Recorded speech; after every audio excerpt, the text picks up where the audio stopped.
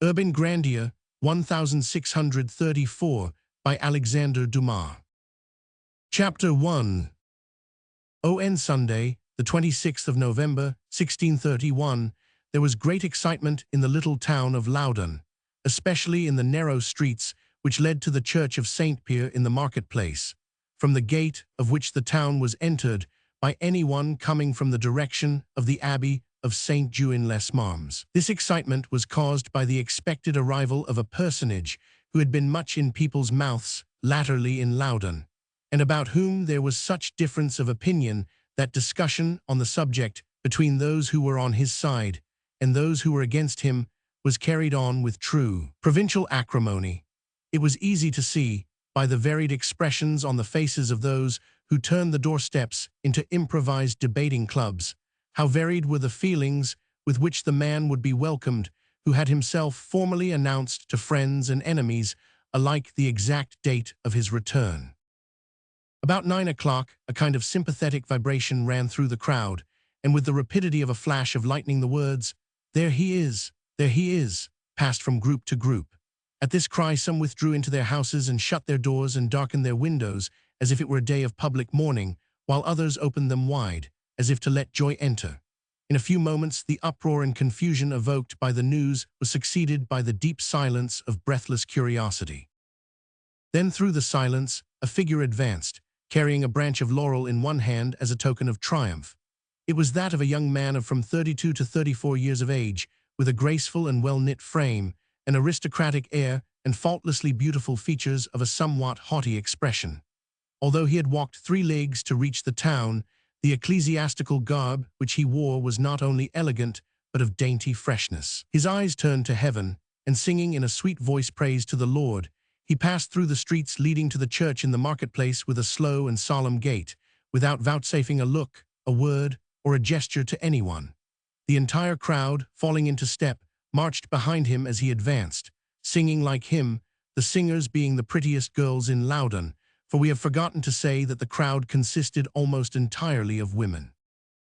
Meanwhile, the object of all this commotion arrived at length at the porch of the church of Saint-Pierre. Ascending the steps, he knelt at the top and prayed in a low voice. Then rising, he touched the church doors with his laurel branch, and they opened wide as if by magic, revealing the choir decorated and illuminated as if for one of the 4 great feasts of the year, and with all its scholars, choir boys, singers, beadles, and vergers in their places. Glancing around, he for whom they were waiting came up the nave, passed through the choir, knelt for a second time at the foot of the altar, upon which he laid the branch of laurel, then putting on a robe as white as snow and passing the stole around his neck, he began the celebration of the Mass before a congregation composed of all those who had followed him. At the end of the Mass, a Te Deum was sung. He who had just rendered thanks to God for his own victory, with all the solemn ceremonial usually reserved for the triumphs of kings, was the priest Urbain Grandier.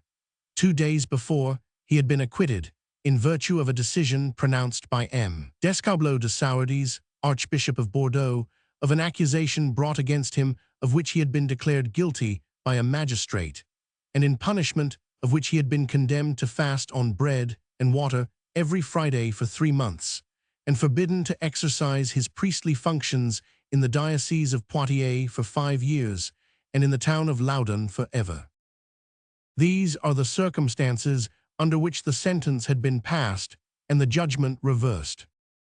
Urbain Grandier was born at Rover, a village near Sable, a little town of Bas-Maine. Having studied the sciences with his father Pierre and his uncle Claude Grandier, who were learned astrologers and alchemists, he entered, at the age of 12, the Jesuit college at Bordeaux, having already received the ordinary education of a young man. The professors soon found that besides his considerable attainments, he had great natural gifts for languages and oratory. They therefore made of him a thorough classical scholar, and in order to develop his oratorical talent, encouraged him to practice preaching. They soon grew very fond of a pupil who was likely to bring them so much credit, and as soon as he was old enough to take holy orders, they gave him the cure of souls in the parish of Saint-Pierre in Loudun, which was in the gift of the college. When he had been some months installed there as a priest in charge, he received a prebendal stall, thanks to the same patrons in the Collegiate Church of Saint Croix. It is easy to understand that the bestowal of these two positions on so young a man, who did not even belong to the province, made him seem in some sort a usurper of rights and privileges belonging to the people of the country, and drew upon him the envy of his brother ecclesiastics. There were, in fact, many other reasons why Urbain should be an object of jealousy to these. First, as we have already said, he was very handsome. Then the instruction which he had received from his father had opened the world of science to him and given him the key to 1,000 things which were mysteries to the ignorant, but which he fathomed with the greatest ease. Furthermore, the comprehensive course of study which he had followed at the Jesuit college had raised him above a crowd of prejudices which are sacred to the vulgar, but for which he made no secret of his contempt. And lastly, the eloquence of his sermons had drawn to his church the greater part of the regular congregations of the other religious communities, especially of the mendicant orders, who had till then, in what concerned preaching, borne away the palm at Loudun.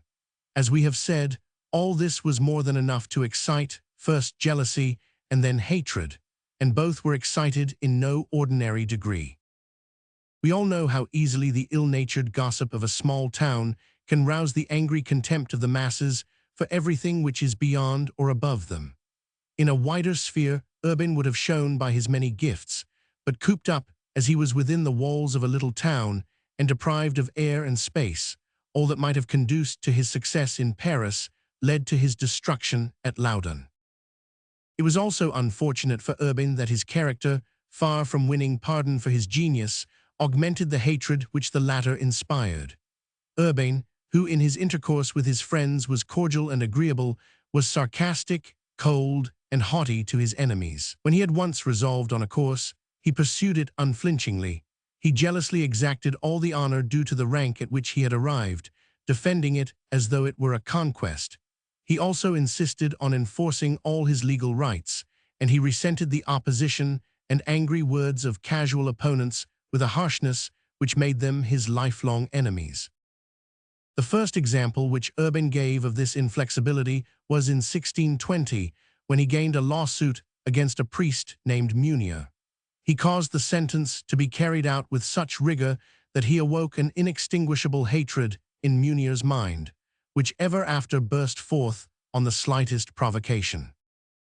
A second lawsuit, which he likewise gained, was one which he undertook against the chapter of Saint Croix with regard to a house, his claim to which the chapter disputed. Here again he displayed the same determination to exact his strict legal rights to the last iota, and unfortunately Mignon, the attorney of the unsuccessful chapter, was a revengeful, vindictive, and ambitious man, too commonplace ever to arrive at a high position, and yet too much above his surroundings to be content with the secondary position which he occupied. This man, who was a canon of the Collegiate Church of Saint Croix and director of the Ursuline convent, will have an important part to play in the following narrative. Being as hypocritical as Urbain was straightforward, his ambition was to gain, wherever his name was known, a reputation for exalted piety.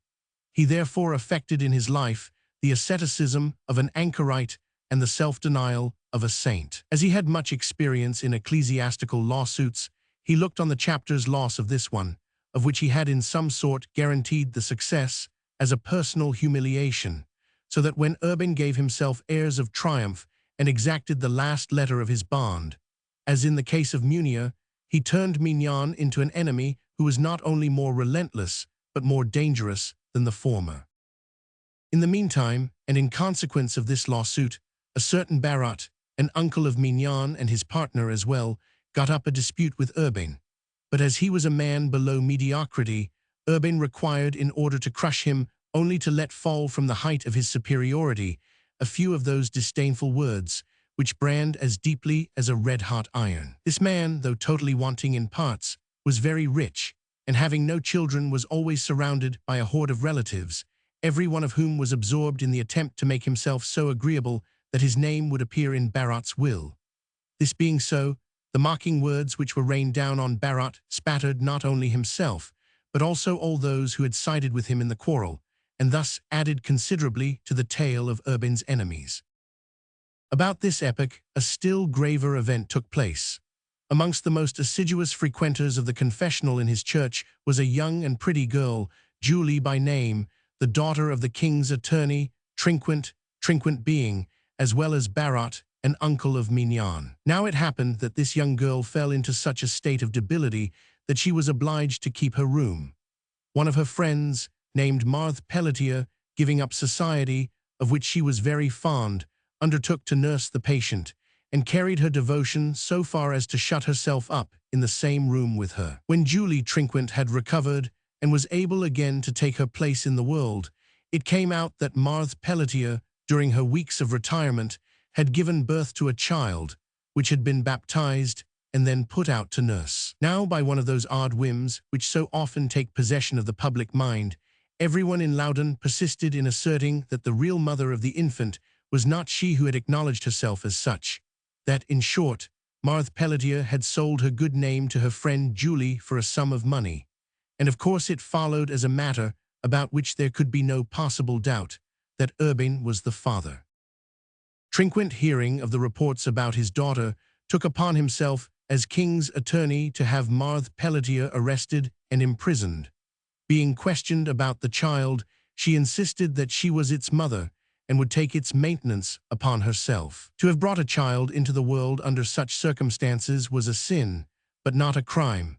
Trinquant was therefore obliged to set Marthe at liberty, and the abuse of justice of which he was guilty served only to spread the scandal farther and to strengthen the public in the belief it had taken up. Hitherto, whether through the intervention of the heavenly powers or by means of his own cleverness, Urbain Grandier had come out victor in every struggle in which he had engaged, but each victory had added to the number of his enemies, and these were now so numerous that any other than he would have been alarmed, and have tried either to conciliate them or to take precautions against their malice. But Urbain, wrapped in his pride, and perhaps conscious of his innocence, paid no attention to the counsels of his most faithful followers, but went on his way unheeding. All the opponents whom, till now Urbain had encountered, had been entirely unconnected with each other, and had each struggled for his own individual ends.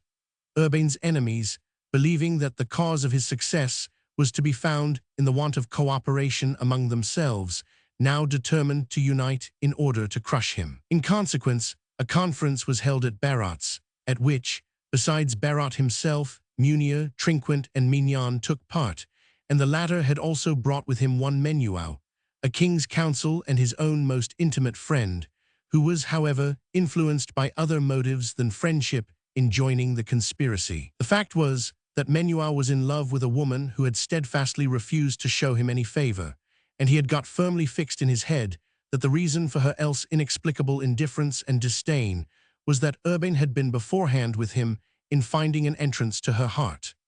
The object of the meeting was to agree as to the best means of driving the common enemy out of Loudun and its neighborhood.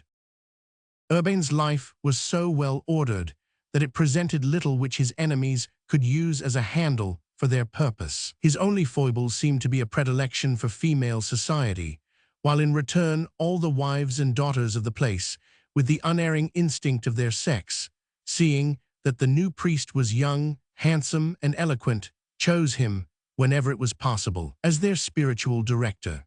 As this preference had already offended many husbands and fathers, the decision the conspirators arrived at was that on this side alone was Grandier vulnerable, and that their only chance of success was to attack him where he was weakest. Almost at once, therefore, the vague reports which had been floating about began to attain a certain definiteness.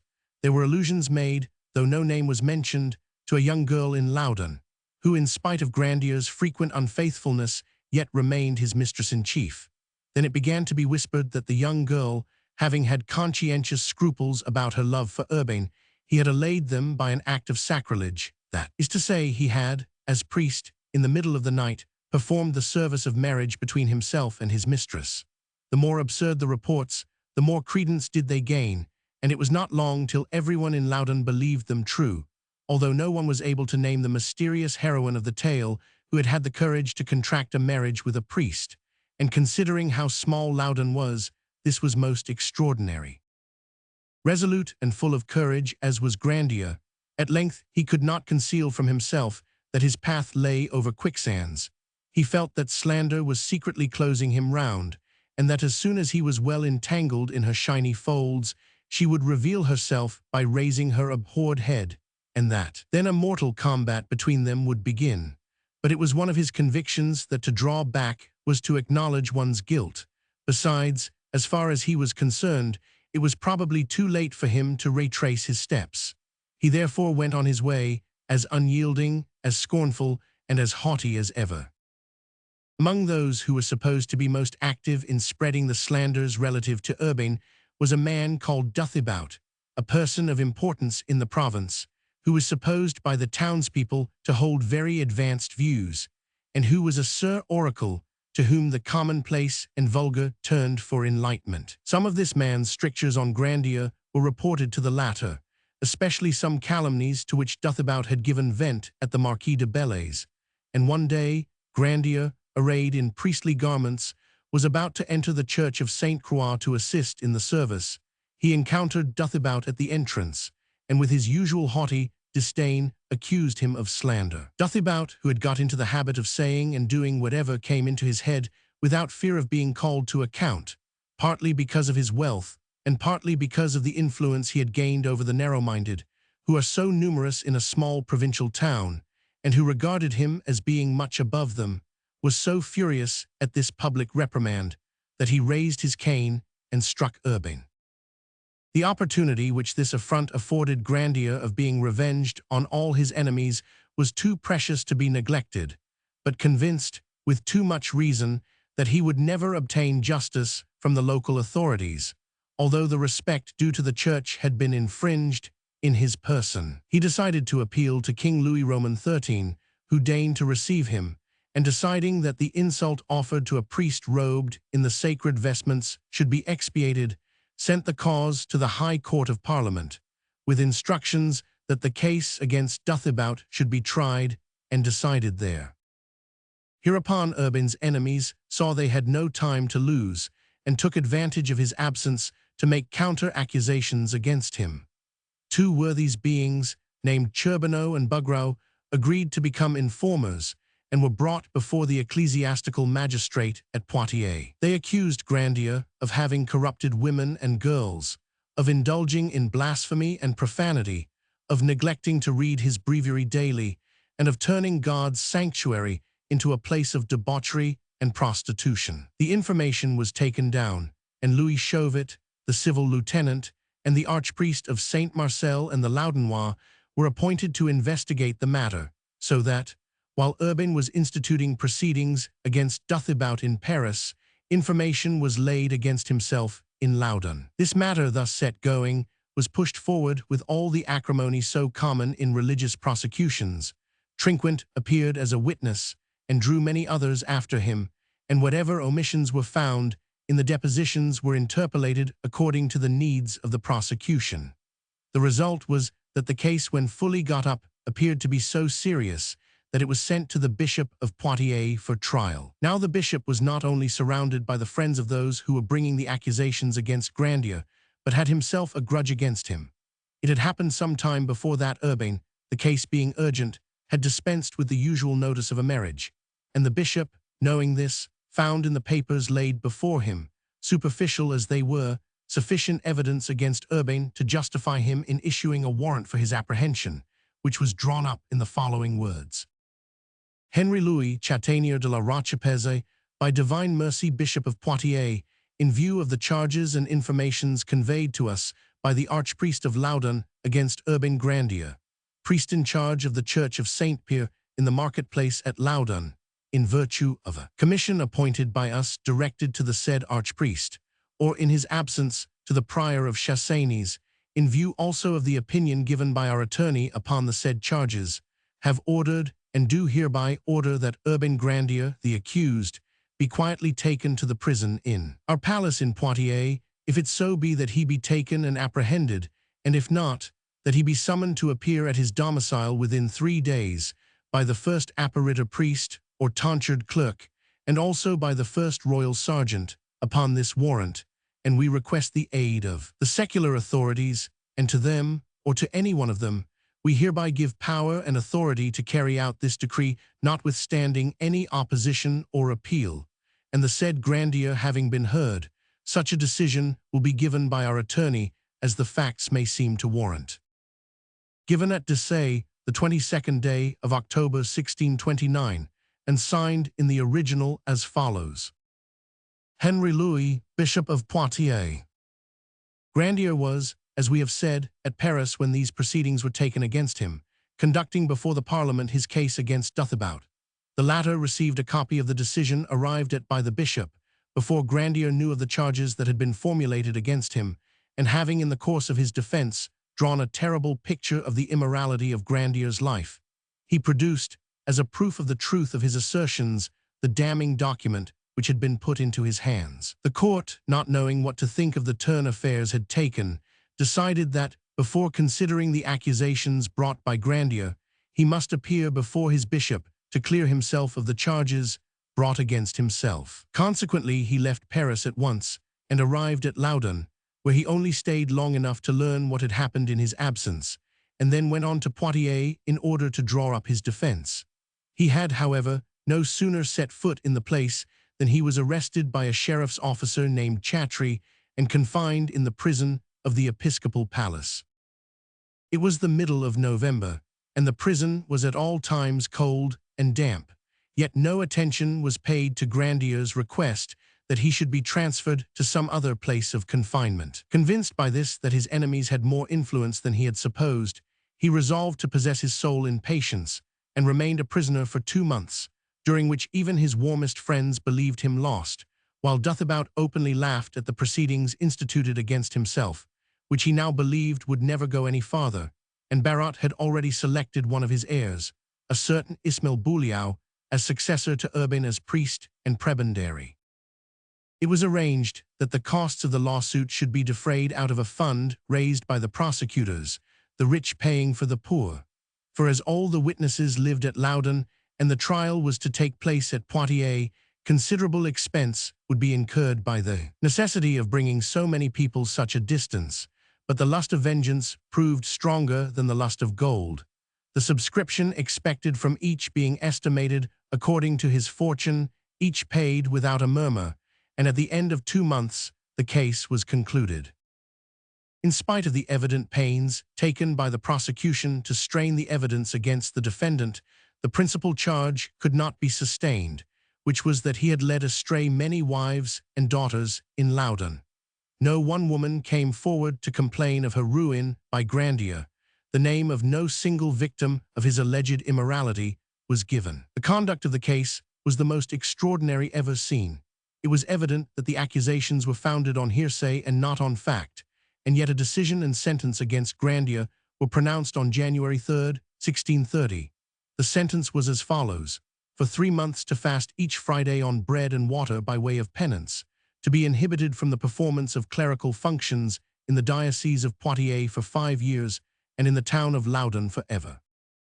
Both parties appealed from this decision, Grandier to the Archbishop of Bordeaux and his adversaries, on the advice of the attorney to the diocese, pleading a miscarriage of justice, to the Parliament of Paris, this last appeal being made in order to overwhelm Grandier and break his spirit. But Grandier's resolution enabled him to face this attack boldly.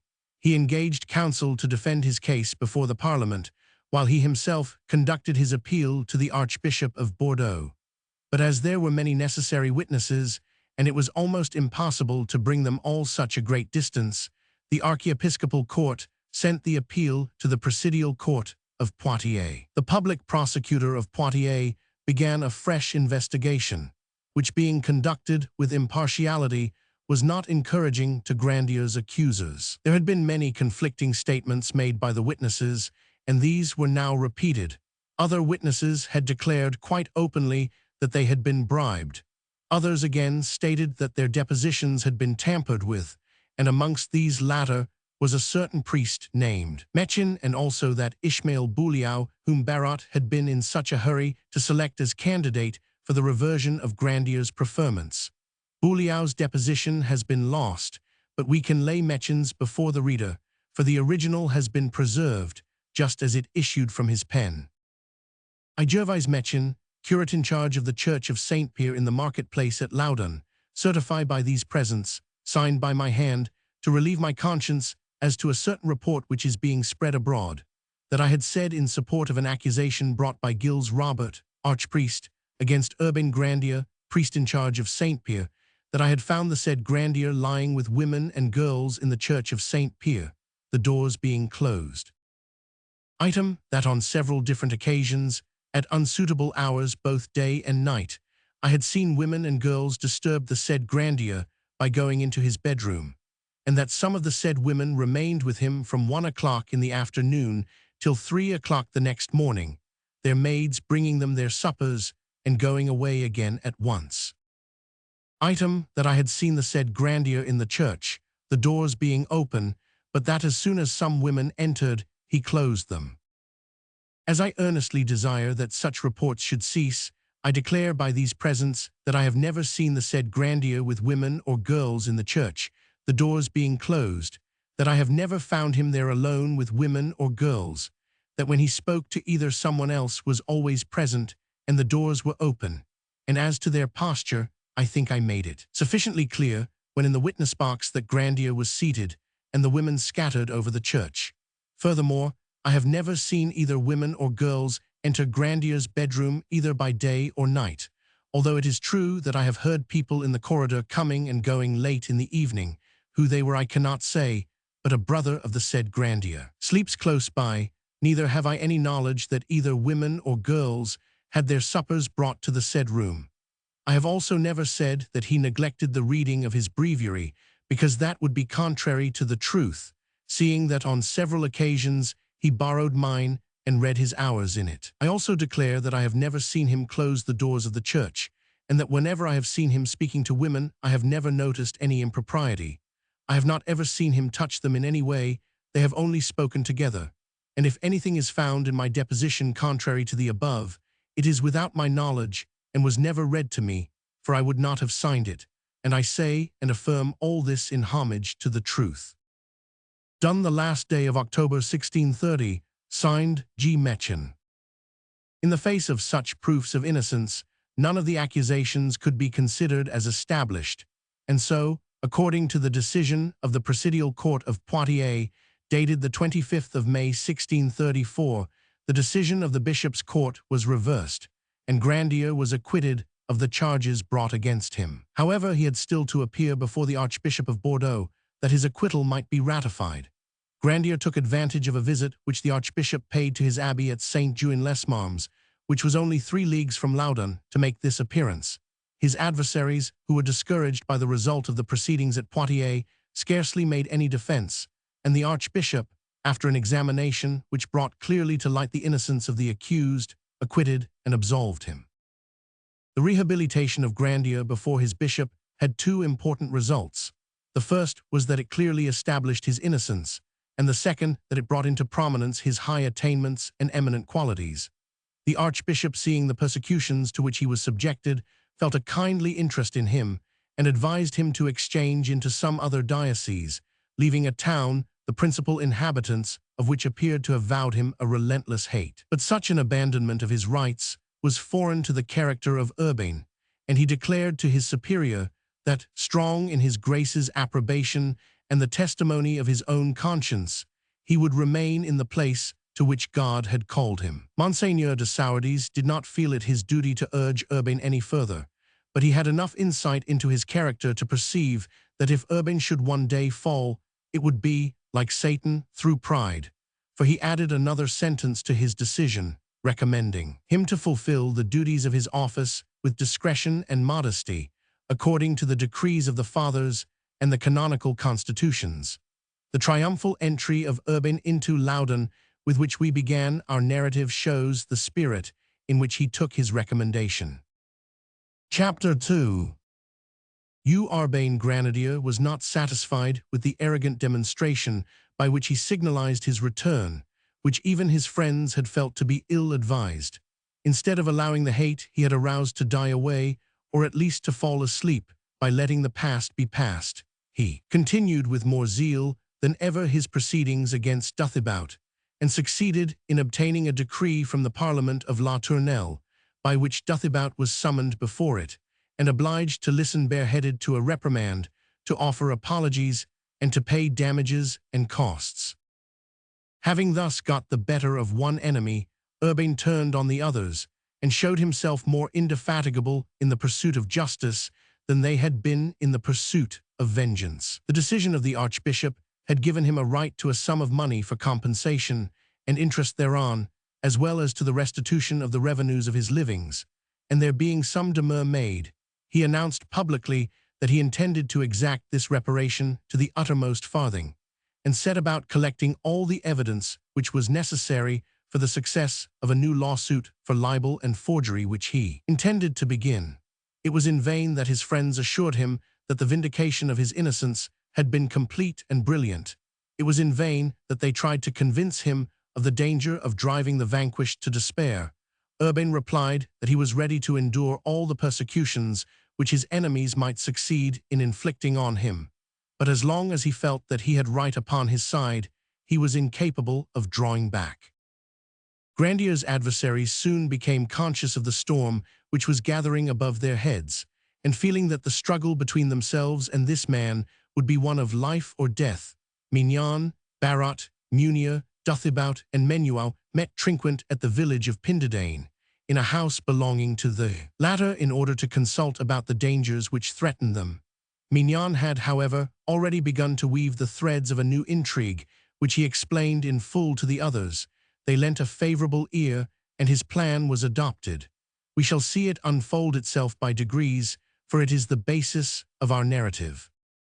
We have already said that Mignon was the director of the convent of Ursulines at Loudun. Now the Ursuline order was quite modern, for the historic controversies to which the slightest mention of the martyrdom of St. Ursula and her 11,000 virgins gave rise, had long hindered the foundation of an order in the saint's honor. However, in 1560, Madame Angèle de Bresse established such an order in Italy, with the same rules as the Augustinian order.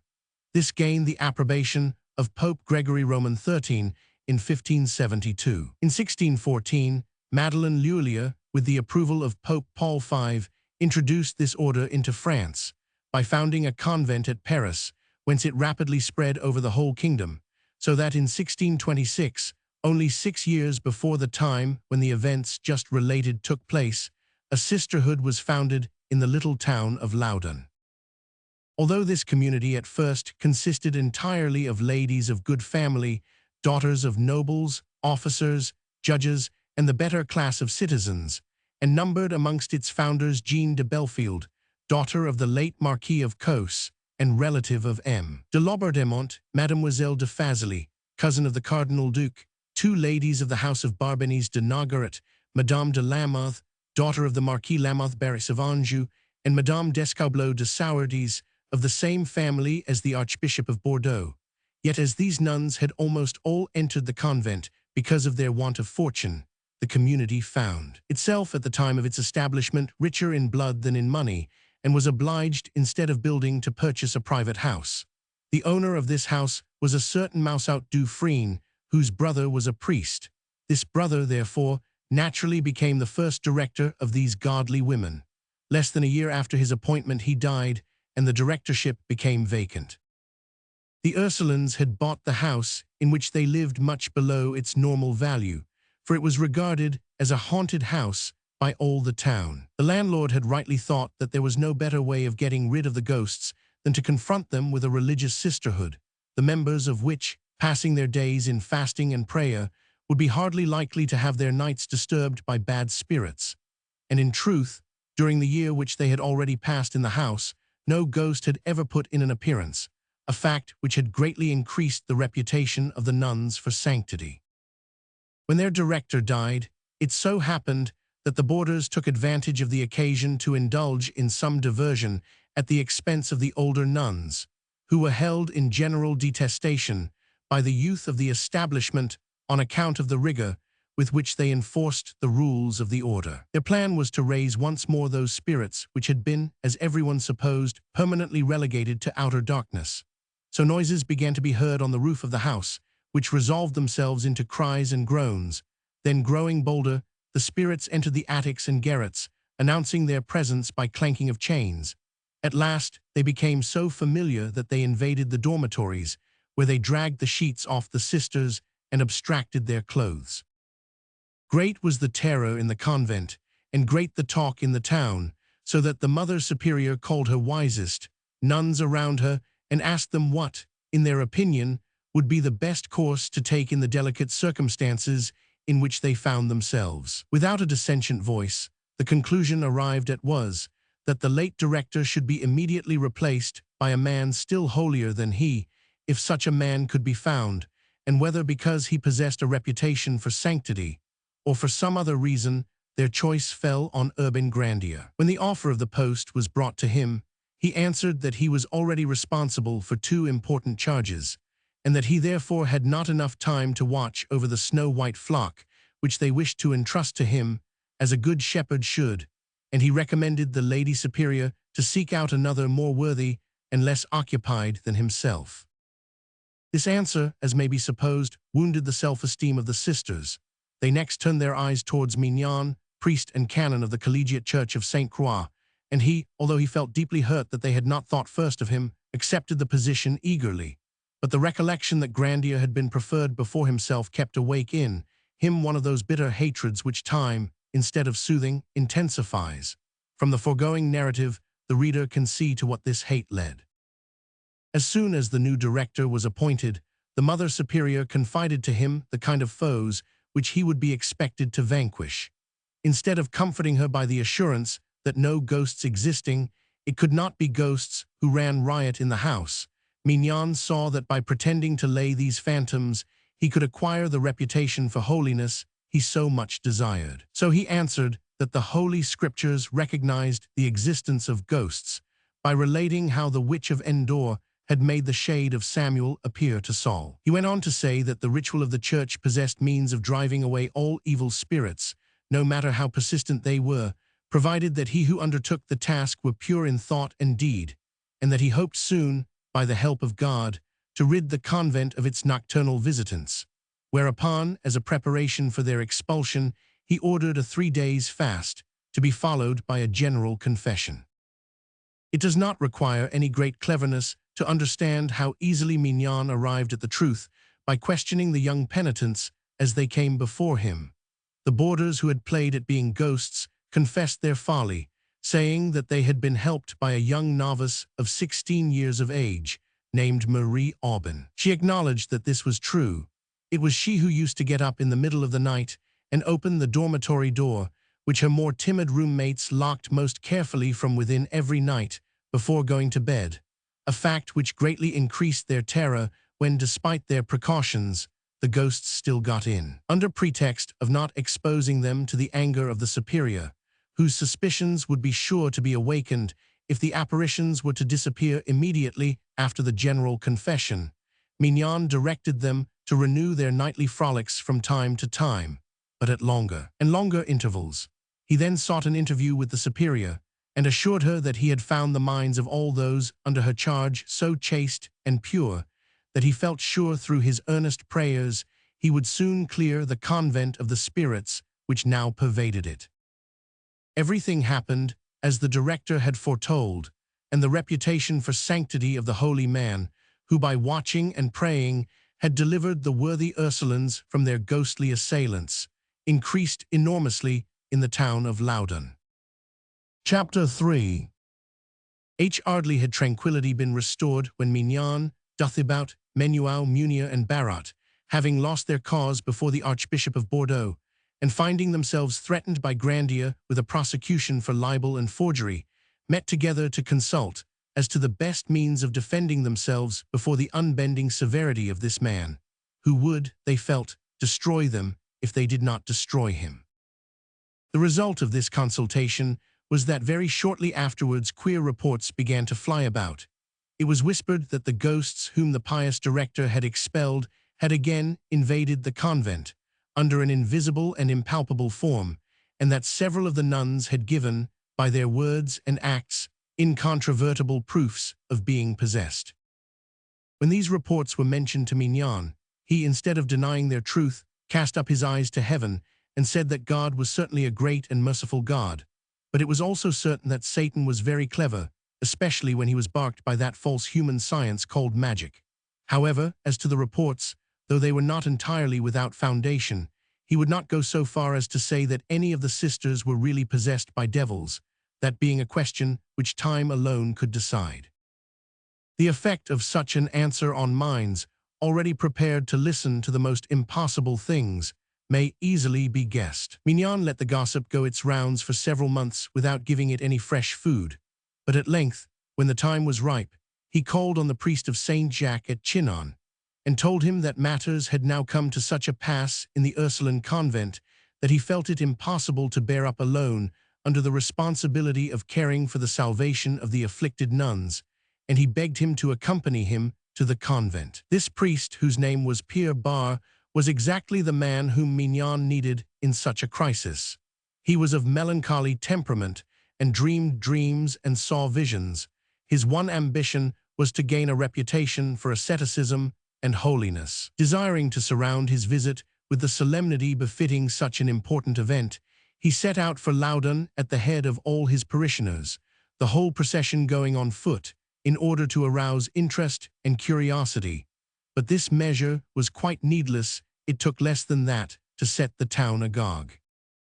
While the faithful filled the churches, offering up prayers for the success of the exorcisms, Mignon and Barre entered upon their task at the convent, where they remained shut up with the nuns for 6 hours. At the end of this time, Barre appeared and announced to his parishioners that they might go back to Chinon without him, for he had made up his mind to remain for the present at Loudun, in order to aid the venerable director of the Ursuline convent in the holy work he had undertaken. He enjoined on them to pray morning and evening with all possible fervor, that, in spite of the serious dangers by which it was surrounded, the good cause might finally triumph. This advice, unaccompanied as it was by any explanation, redoubled the curiosity of the people, and the belief gained ground that it was not merely 1 or 2 nuns who were possessed of devils, but the whole sisterhood. It was not very long before the name of the magician who had worked this wonder began to be mentioned quite openly. Satan, it was said, had drawn Urbain Grandier into his power through his pride. Urbain had entered into a pact with the evil spirit by which he had sold him his soul in return for being made the most learned man on earth. Now, as Urbain's knowledge was much greater than that of the inhabitants of Loudun, this story gained general credence in the town, although here and there was to be found a man sufficiently enlightened to shrug his shoulders at these absurdities, and to laugh at the mummeries, of which as yet he saw only the ridiculous side. For the next 10 or 12 days, Mignon and Barre spent the greater part of their time at the convent, sometimes remaining there for 6 hours at a stretch, sometimes the entire day. Length on Monday, the 11th of October, 1632, they wrote to the priest of Vignères, to Messer Guillaume Saracet de la Guérinière, bailiff of the Loudunnois, and to Messer Louis Chauvet, civil lieutenant, begging them to visit the Ursuline convent, in order to examine 2 nuns who were possessed by evil spirits, and to verify the strange and almost incredible manifestations of this possession. Being thus formally appealed to, the 2 magistrates could not avoid compliance with the request. It must be confessed that they were not free from curiosity, and felt far from sorry at being able to get to the bottom of the mystery of which, for some time, the whole town was talking. They repaired, therefore, to the convent, intending to make a thorough investigation as to the reality of the possession, and as to the efficacy of the exorcisms employed. Should they judge that the nuns were really possessed, and that those who tried to deliver them were in earnest, they would authorize the continuation of the efforts at exorcism. But if they were not satisfied on these 2 points, they would soon put an end to the whole thing as a comedy. When they reached the door, Mignon, wearing alb and stole, came to meet them. He told them that the feelings of the nuns had for more than 2 weeks been harrowed by the apparition of specters and other blood-curdling visions, that the Mother Superior and 2 nuns had evidently been possessed by evil spirits for over a week, that owing to the efforts of Barre and some Carmelite friars who were good enough to assist him against their common enemies, the devils had been temporarily driven out. But on the previous Sunday night, the 10th of October, the Mother Superior, Jean de Belfield, whose conventual name was Jean des Anges, and a lay sister called Jean Dumagnu had again been entered into by the same spirits. It had, however, been discovered by means of exorcisms that a new compact, of which the symbol and token was a bunch of roses, had been concluded, the symbol and token of the first having been 3 black thorns. He added that during the time of the first possession, the demons had refused to give their names, but by the power of his exorcisms, this reluctance had been overcome, the spirit which had resumed possession of the Mother Superior having at length revealed that its name was Ashtaroth, one of the greatest enemies of God, while the devil which had entered into the lay sister was of a lower order and was called Sabulon. Unfortunately, continued Mignon, just now the 2 afflicted nuns were resting, and he requested the bailiff and the civil lieutenant to put off their inspection till a little later. The 2 magistrates were just about to go away, when a nun appeared, saying that the devils were again doing their worst with the 2 into whom they had entered. Consequently, they accompanied Mignon and the priest from Vignères to an upper room, in which were 7 narrow beds, of which 2 only were occupied, one by the Mother Superior and the other by the lay sister.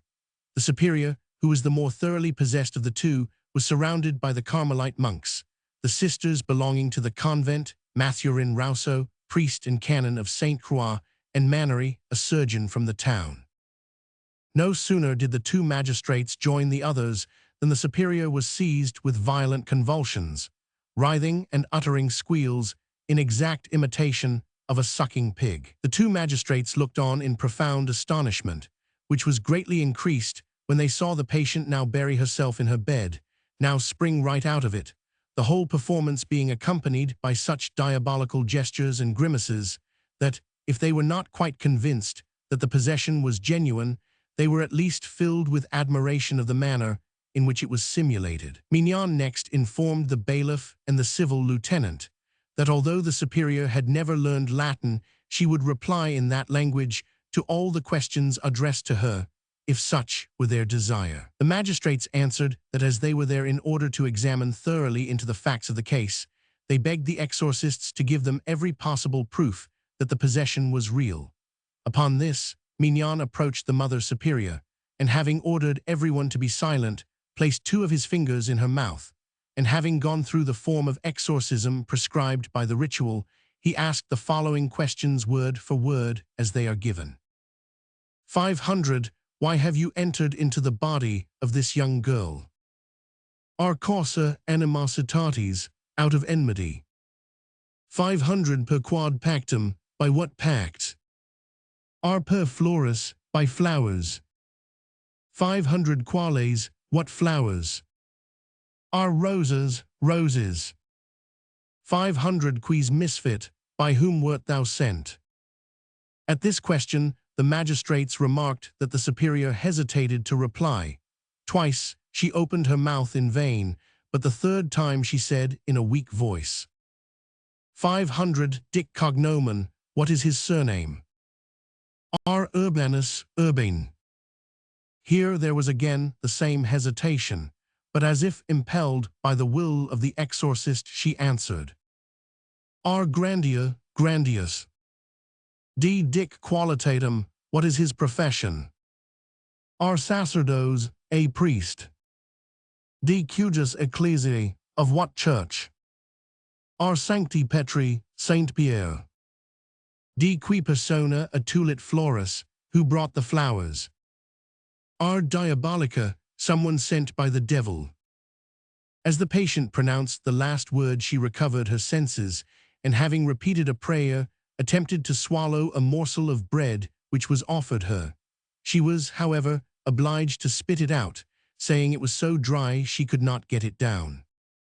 Something more liquid was then brought, but even of that she could swallow very little, as she fell into convulsions every few minutes. Upon this, the 2 officials, seeing there was nothing more to be got out of the Superior, withdrew to one of the window recesses and began to converse in a low tone, whereupon Mignon, who feared that they had not been sufficiently impressed, followed them and drew their attention to the fact that there was much in what they had just seen to recall the case of Goffredi, who had been put to death a few years before in consequence of a decree of the Parliament of Aix, in Provence. This ill-judged remark of Mignon showed so clearly what his aim was that the magistrates made no reply. The civil lieutenant remarked that he had been surprised that Mignon had not made any attempt to find out the cause of the enmity of which the superior had spoken, and which it was so important to find out. But Mignon excused himself by saying that he had no right to put questions merely to gratify curiosity. The civil lieutenant was about to insist on the matter being investigated when the lay sister in her turn went into a fit, thus extricating Mignon from his embarrassment. The magistrates approached the lay sister's bed at once and directed Mignon to put the same questions to her as to the superior. He did so, but all in vain. All she would reply was, "To the other, to the other." Mignon explained this refusal to answer by saying that the evil spirit which was in her was of an inferior order, and referred all questioners to Ashtaroth, who was his superior. As this was the only explanation, good or bad, offered them by Mignon, the magistrates went away and drew up a report of all they had seen and heard without comment, merely appending their signatures. But in the town, very few people showed the same discretion and reticence as the magistrates.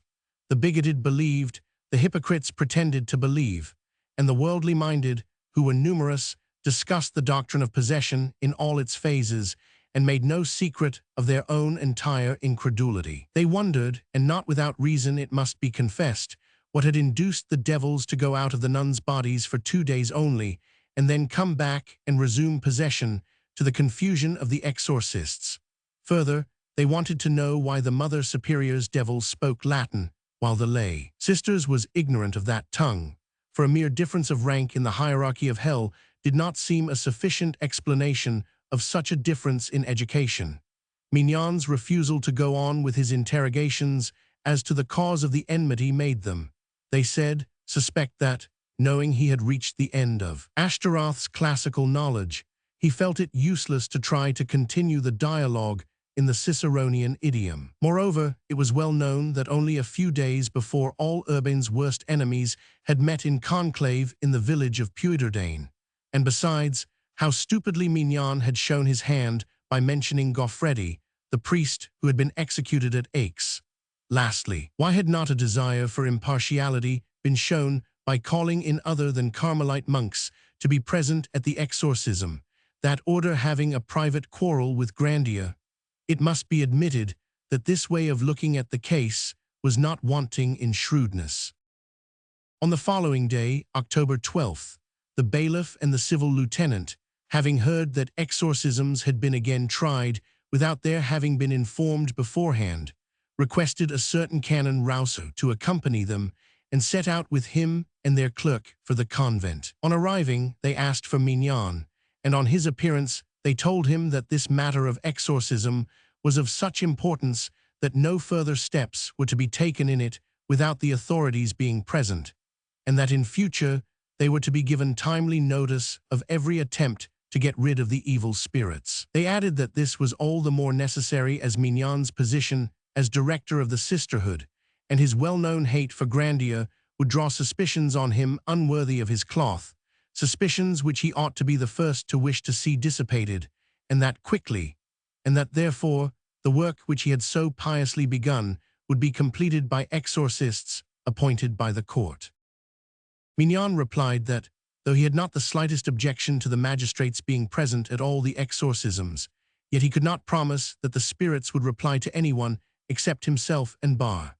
Just at that moment Bar came on the scene, paler and more gloomy than ever, and speaking with the air of a man whose word no one could help believing, he announced that before their arrival some most extraordinary things had taken place. The magistrates asked what things, and Bar replied that he had learned from the Mother Superior that she was possessed, not by one, but by 7 devils, of whom Ashtaroth was the chief, that Grandier had entrusted his pact with the devil, under the symbol of a bunch of roses, to a certain Jean Pivart, to give to a girl who had introduced it into the convent garden by throwing it over the wall, that this took place in the night between Saturday and Sunday, hora secunda nocturna, 2 hours after midnight, that those were the very words the superior had used, but that while she readily named Pivart, she absolutely refused to give the name of the girl, that on asking what Pivart was, she had replied, Pauper Magus, a poor magician, that he then had pressed her as to the word magus, and that she had replied magicianus et civis, magician and citizen, and that just as she said those words the magistrates had arrived, and he had asked no more questions. The two officials listened to this information with the seriousness befitting men entrusted with high judicial functions, and announced to the two priests that they proposed to visit the possessed women and witness for themselves the miracles that were taking place. The clerics offered no opposition, but said they feared that the devils were fatigued and would refuse to reply. And in fact, when the officials reached the sick room, the two patients appeared to have regained some degree of calm. Mignon took advantage of this quiet moment to say Mass, to which the two magistrates listened devoutly and tranquilly, and while the sacrifice was being offered, the demons did not dare to move. It was expected that they would offer some opposition at the elevation of the host, but everything passed off without disturbance. Only the lay sister's hands and feet twitched a great deal, and this was the only fact which the magistrates thought worthy of mention in their report for that morning. Barr assured them, however, that if they would return about 3 o'clock, the devils would probably have recovered sufficiently from their fatigue to give a second performance. As the two gentlemen had determined to see the affair to the end, they returned to the convent at the hour named, accompanied by Messieurs Irony de Saint-Marthe, Sieur Desherneau, and found the room in which the possessed were lying full of curious spectators. For the exorcists had been true prophets, the devils were at work again. The superior, as always, was the more tormented of the two, as was only to be expected, she having 7 devils in her all at once. She was terribly convulsed, and was writhing and foaming at the mouth as if she were mad. No one could long continue in such a condition without serious injury to health. Barr therefore asked the devil-in-chief how soon he would come out. "Cross-Main tomorrow morning," he replied. The exorcist then tried to hurry him, asking him why he would not come out at once, whereupon the superior murmured the word pactum, a pact, and then sacerdos, a priest, and finally finis, or finit, for even those nearest could not catch the word distinctly, as the devil, afraid doubtless of perpetrating a barbarism, spoke through the nun's closely clenched teeth. This being all decidedly unsatisfying, the magistrates insisted that the examination should continue, but the devils had again exhausted themselves and refused to utter another word. The priest even tried touching the superior's head with the pyx, while prayers and litanies were recited, but it was all in vain, except that some of the spectators thought that the contortions of the patient became more violent when the intercessions of certain saints were invoked, as for instance Saints Augustine Jerome, Antony, and Mary Magdalene. Barr next directed the Mother Superior to dedicate her heart and soul to God, which she did without difficulty. But when he commanded her to dedicate her body also, the chief devil indicated by fresh convulsions that he was not going to allow himself to be deprived of a domicile without resistance, and made those who had heard him say that he would leave the next morning feel that he had only said so under compulsion, and their curiosity as to the result became heightened. At length, however, despite the obstinate resistance of the demon, the superior succeeded in dedicating her body also to God, and thus victorious her features resumed their usual expression, and smiling as if nothing had happened, she turned to Barr and said that there was no vestige of Satan left in her. The civil lieutenant then asked her if she remembered the questions she had been asked and the answers she had given, but she replied that she remembered nothing. But afterwards, having taken some refreshment, she said to those around her that she recollected perfectly how the first possession, over which Mignon had triumphed, had taken place. One evening about 10 o'clock, while several nuns were still in her room, although she was already in bed, it seemed to her that someone took her hand and laid something in it, closing her fingers. At that instant she felt a sharp pain, as if she had been pricked by 3 pins, and hearing her scream, the nuns came to her bedside to ask what ailed her. She held out her hand, and they found 3 black thorns sticking in it, each having made a tiny wound. Just as she had told this tale, the lay sister, as if to prevent all commentary, was seized with convulsions, and Barr recommenced his prayers and exorcisms, but was soon interrupted by shrieks, for one of the persons present had seen a black cat come down the chimney and disappear. Instantly, everyone concluded it must be the devil, and began to seek it out. It was not without great difficulty that it was caught, for, terrified at the sight of so many people and at the noise, the poor animal had sought refuge under a canopy, But at last it was secured and carried to the superior's bedside, where Bar began his exorcisms once more, covering the cat with signs of the cross and adjuring the devil to take his true shape. Suddenly the touriere, the woman who received the tradespeople, came forward, declaring the supposed devil to be only her cat, and she immediately took possession of it, lest some harm should happen to it. The gathering had been just about to separate, but Bar, fearing that the incident of the cat might throw a ridiculous light upon the evil spirits, resolved to awake once more a salutary terror by announcing that he was going to burn the flowers through which the second spell had been made to work. Producing a bunch of white roses, already faded, he ordered a lighted brazier to be brought. He then threw the flowers on the glowing charcoal, and to the general astonishment, they were consumed without any visible effect.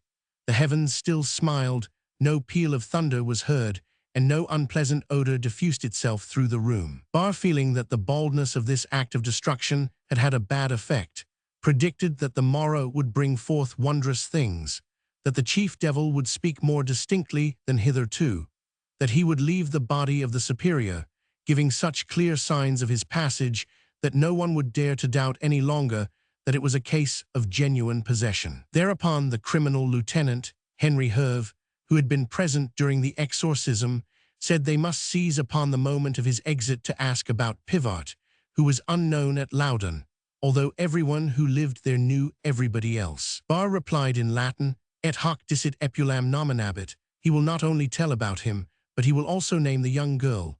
The young girl whom the devil was to name was, it may be recollected, she who had introduced the flowers into the convent, and whose name the demon, until now, had absolutely refused to give. On the strength of these promises, everyone went home to await the morrow with impatience. Chapter 4. Tea-hat evening. Grandier asked the bailiff for an audience. At first, he had made fun of the exorcisms, for the story had been so badly concocted, and the accusations were so glaringly improbable that he had not felt the least anxiety. But as the case went on, it assumed such an important aspect, and the hatred displayed by his enemies was so intense, that the fate of the priest Goffredi, referred to by Mignon, occurred to Urbain's mind, and in order to be beforehand with his enemies, he determined to lodge a complaint against them. This complaint was founded on the fact that Mignon had performed the rite of exorcism in the presence of the civil lieutenant, the bailiff, and many other persons, and had caused the nuns who were said to be possessed, in the hearing of all these people, to name him, Urbain, as the author of their possession. This being a falsehood and an attack upon his honor, he begged the bailiff, in whose hands the conduct of the affair had been specially placed, to order the nuns to be sequestered, apart from the rest of the sisterhood and from each other, and then to have each separately examined. Should there appear to be any evidence of possession, he hoped that the bailiff would be pleased to appoint clerics of well-known rank and upright character to perform whatever exorcisms were needful. Such men, having no bias against him, would be more impartial than Mignon and his adherents.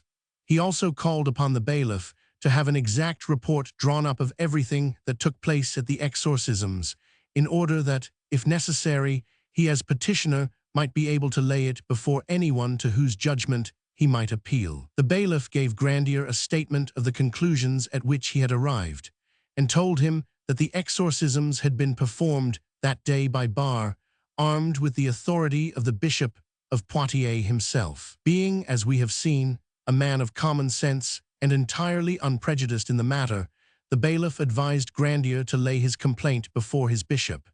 But unfortunately, he was under the authority of the Bishop of Poitiers, who was so prejudiced against him that he had done everything in his power to induce the Archbishop of Bordeaux to refuse to ratify the decision in favor of Grandier, pronounced by the presidial court.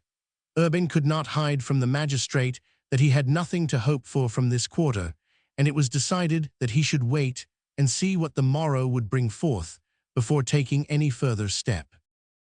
The impatiently expected day dawned at last, and at 8 o'clock in the morning the bailiff, the king's attorney, the civil lieutenant, the criminal lieutenant, and the provost's lieutenant, with their respective clerks, were already at the convent.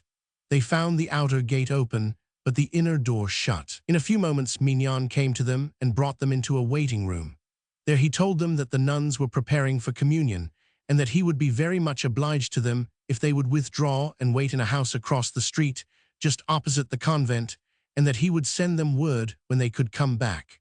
The magistrates, having first informed Mignon of Urbain's petition, retired as requested.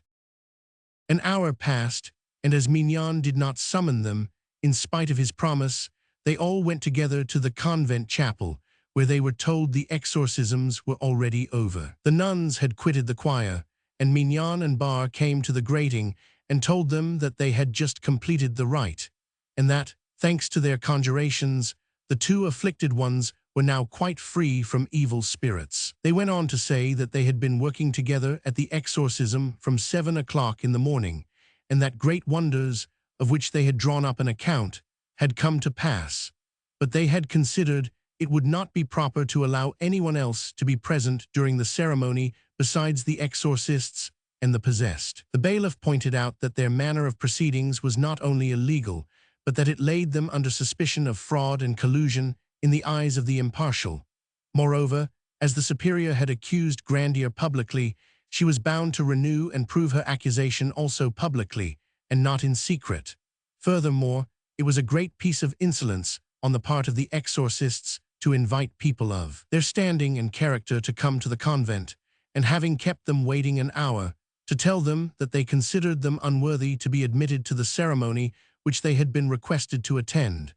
And he wound up by saying that he would draw up a report, as he had already done on each of the preceding days, setting forth the extraordinary discrepancy between their promises and their performance. Mignon replied that he and Bar had had only one thing in view, viz., the expulsion of the demons, and that in that they had succeeded, and that their success would be of great benefit to the Holy Catholic faith, for they had got the demons so thoroughly into their power that they had been able to command them to produce within a week miraculous proofs of the spells cast on the nuns by Urbain Grandier and their wonderful deliverance therefrom, so that in future no one would be able to doubt as to the reality of the possession.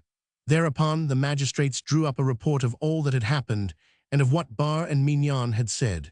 This was signed by all the officials present, except the criminal lieutenant, who declared that, having perfect confidence in the statements of the exorcists, he was anxious to do nothing to increase the doubting spirit which was unhappily so prevalent among the worldly.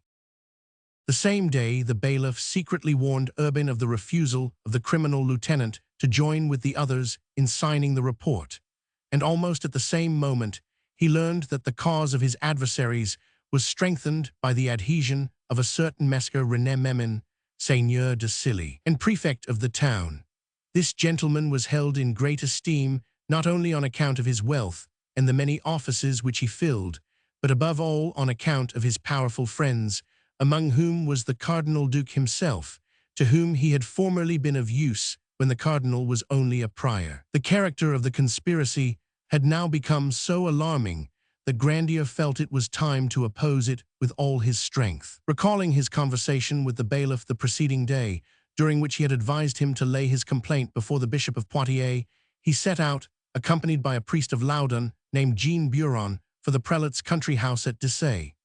The bishop, anticipating his visit, had already given his orders, and Grandier was met by Dupuis, the intendant of the palace, who, in reply to Grandier's request to see the bishop, told him that his lordship was ill. Urbain next addressed himself to the bishop's chaplain and begged him to inform the prelate that his object in coming was to lay before him the official reports which the magistrates had drawn up of the events which had taken place at the Ursuline convent, and to lodge a complaint as to the slanders and accusations of which he was the victim. Grandier spoke so urgently that the chaplain could not refuse to carry his message. He returned, however, in a few moments, and told Grandier, in the presence of Dupuis, Buron, and a certain seer Labras, that the bishop advised him to take his case to the royal judges, and that he earnestly hoped he would obtain justice from them. Grandier perceived that the bishop had been warned against him, and felt that he was becoming more and more entangled in the net of conspiracy around him. But he was not a man to flinch before any danger. He therefore returned immediately to Loudun, and went once more to the bailiff, to whom he related all that had happened at Dessay. He then, a second time, made a formal complaint as to the slanders circulated with regard to him, and begged the magistrates to have recourse to the king's courts in the business. He also said that he desired to be placed under the protection of the king and his justice, as the accusations made against him were aimed at his honor and his life. The bailiff hastened to make out a certificate of Urbain's protest, which forbade at the same time the repetition of the slanders or the infliction on Urbain of any injury. Thanks to this document, a change of parts took place. Mignon, the accuser, became the accused. Feeling that he had powerful support behind him, he had the audacity to appear before the bailiff the same day. He said that he did not acknowledge his jurisdiction, as in what concerned Grandier and himself, they being both priests, they could only be judged by their bishop. He nevertheless protested against the complaint lodged by Grandier, which characterized him as a slanderer, and declared that he was ready to give himself up as a prisoner, in order to show everyone that he did not fear the result of any inquiry. Furthermore, he had taken an oath on the sacred elements the day before, in the presence of his parishioners who had come to Mass, that in all he had hitherto done he had been moved, not by hatred of Grandier, but by love of the truth, and by his desire for the triumph of the Catholic faith. And he insisted that the bailiff should give him a certificate of his declaration, and served notice of the same on Grandier that very day. Chapter 5. S.N.C. October 13th, the day on which the demons had been expelled, life at the convent seemed to have returned to its usual quiet.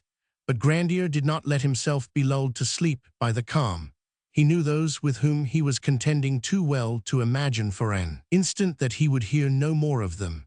And when the bailiff expressed pleasure at this interval of repose, Grandier said that it would not last long, as the nuns were only conning new parts, in order to carry on the drama in a more effective manner than ever. And in fact, on November 22nd, René Mannery, surgeon to the convent, was sent to one of his colleagues, named Gaspard Joubert, to beg him to come, bringing some of the physicians of the town with him to visit the two sisters, who were again tormented by evil spirits. Mannery, however, had gone to the wrong man, for Joubert had a frank and loyal character and hated everything that was underhand. Being determined to take no part in the business, except in a public and judicial manner, he applied at once to the bailiff to know if it was by his orders that he was called in. The bailiff said it was not, and summoned Mannery before him to ask him by whose authority he had sent for Joubert. Mannery declared that the Touriere had run in a fright to his house, saying that the nuns had never been worse possessed than now, and that the director, Mignon, begged him to come at once to the convent, bringing with him all the doctors he could find. The bailiff, seeing that fresh plots against Grandier were being formed, sent for him and warned him that Bar had come over from Chinon the day before, and had resumed his exorcisms at the convent, adding that it was currently reported in the town that the Mother Superior and Sister Claire were again tormented by devils. The news neither astonished nor discouraged Grandier, who replied, with his usual smile of disdain, that it was evident his enemies were hatching new plots against him, and that as he had instituted proceedings against them for the former ones, he would take the same course with regard to these. At the same time, knowing how impartial the bailiff was, he begged him to accompany the doctors and officials to the convent, and to be present at the exorcisms, and should any sign of real possession manifest itself, to sequester the afflicted nuns at once, and cause them to be examined by other persons than Mignon and Bar, whom he had such good cause to distrust. The bailiff wrote to the king's attorney, who, notwithstanding his bias against Grandier, was forced to see that the conclusions arrived at were correct, and having certified this in writing, he at once sent his clerk to the convent to inquire if the superior was still possessed. In case of an affirmative reply being given, the clerk had instructions to warn Mignon and Bar that they were not to undertake exorcisms unless in presence of the bailiff and of such officials and doctors as he might choose to bring with him, and that they would disobey at their peril. He was also to tell them that Grandier's demands to have the nuns sequestered and other exorcists called in were granted. Mignon and Bar listened while the clerk read his instructions, and then said they refused to recognize the jurisdiction of the bailiff in this case, that they had been summoned by the Mother Superior and Sister Claire when their strange illness returned, an illness which they were convinced was nothing else than possession by evil spirits, that they had hitherto carried out their exorcisms under the authority of a commission given them by the Bishop of Poitiers, and as the time for which they had permission had not yet expired, they would continue to exorcise as often as might be necessary. They had, however, given notice to the worthy prelate of what was going on, in order that he might either come himself or send other exorcists as best suited him, so that a valid opinion as to the reality of the possession might be procured. For up to the present, the worldly and unbelieving had taken upon themselves to declare in an offhand manner that the whole affair was a mixture of fraud and delusion, in contempt of the glory of God and the Catholic religion. As to the rest of the message, they would not in any way prevent the bailiff and the other officials, with as many medical men as they chose to bring, from seeing the nuns, at least until they heard from the bishop, from whom they expected a letter next day. But it was for the nuns themselves to say whether it was convenient for them to receive visitors. As far as concerned themselves, they desired to renew their protest, and declared they could not accept the bailiff as their judge, and did not think that it could be legal for them to refuse to obey a command from their ecclesiastical superiors, whether with relation to exorcism or any other thing of which the ecclesiastical courts properly took cognizance. The clerk brought this answer to the bailiff, and he, thinking it was better to wait for the arrival of the bishop or of fresh orders from him, put off his visit to the convent until the next day. But the next day came without anything being heard of the prelate himself or of a messenger from him. Early in the morning the bailiff went to the convent, but was not admitted.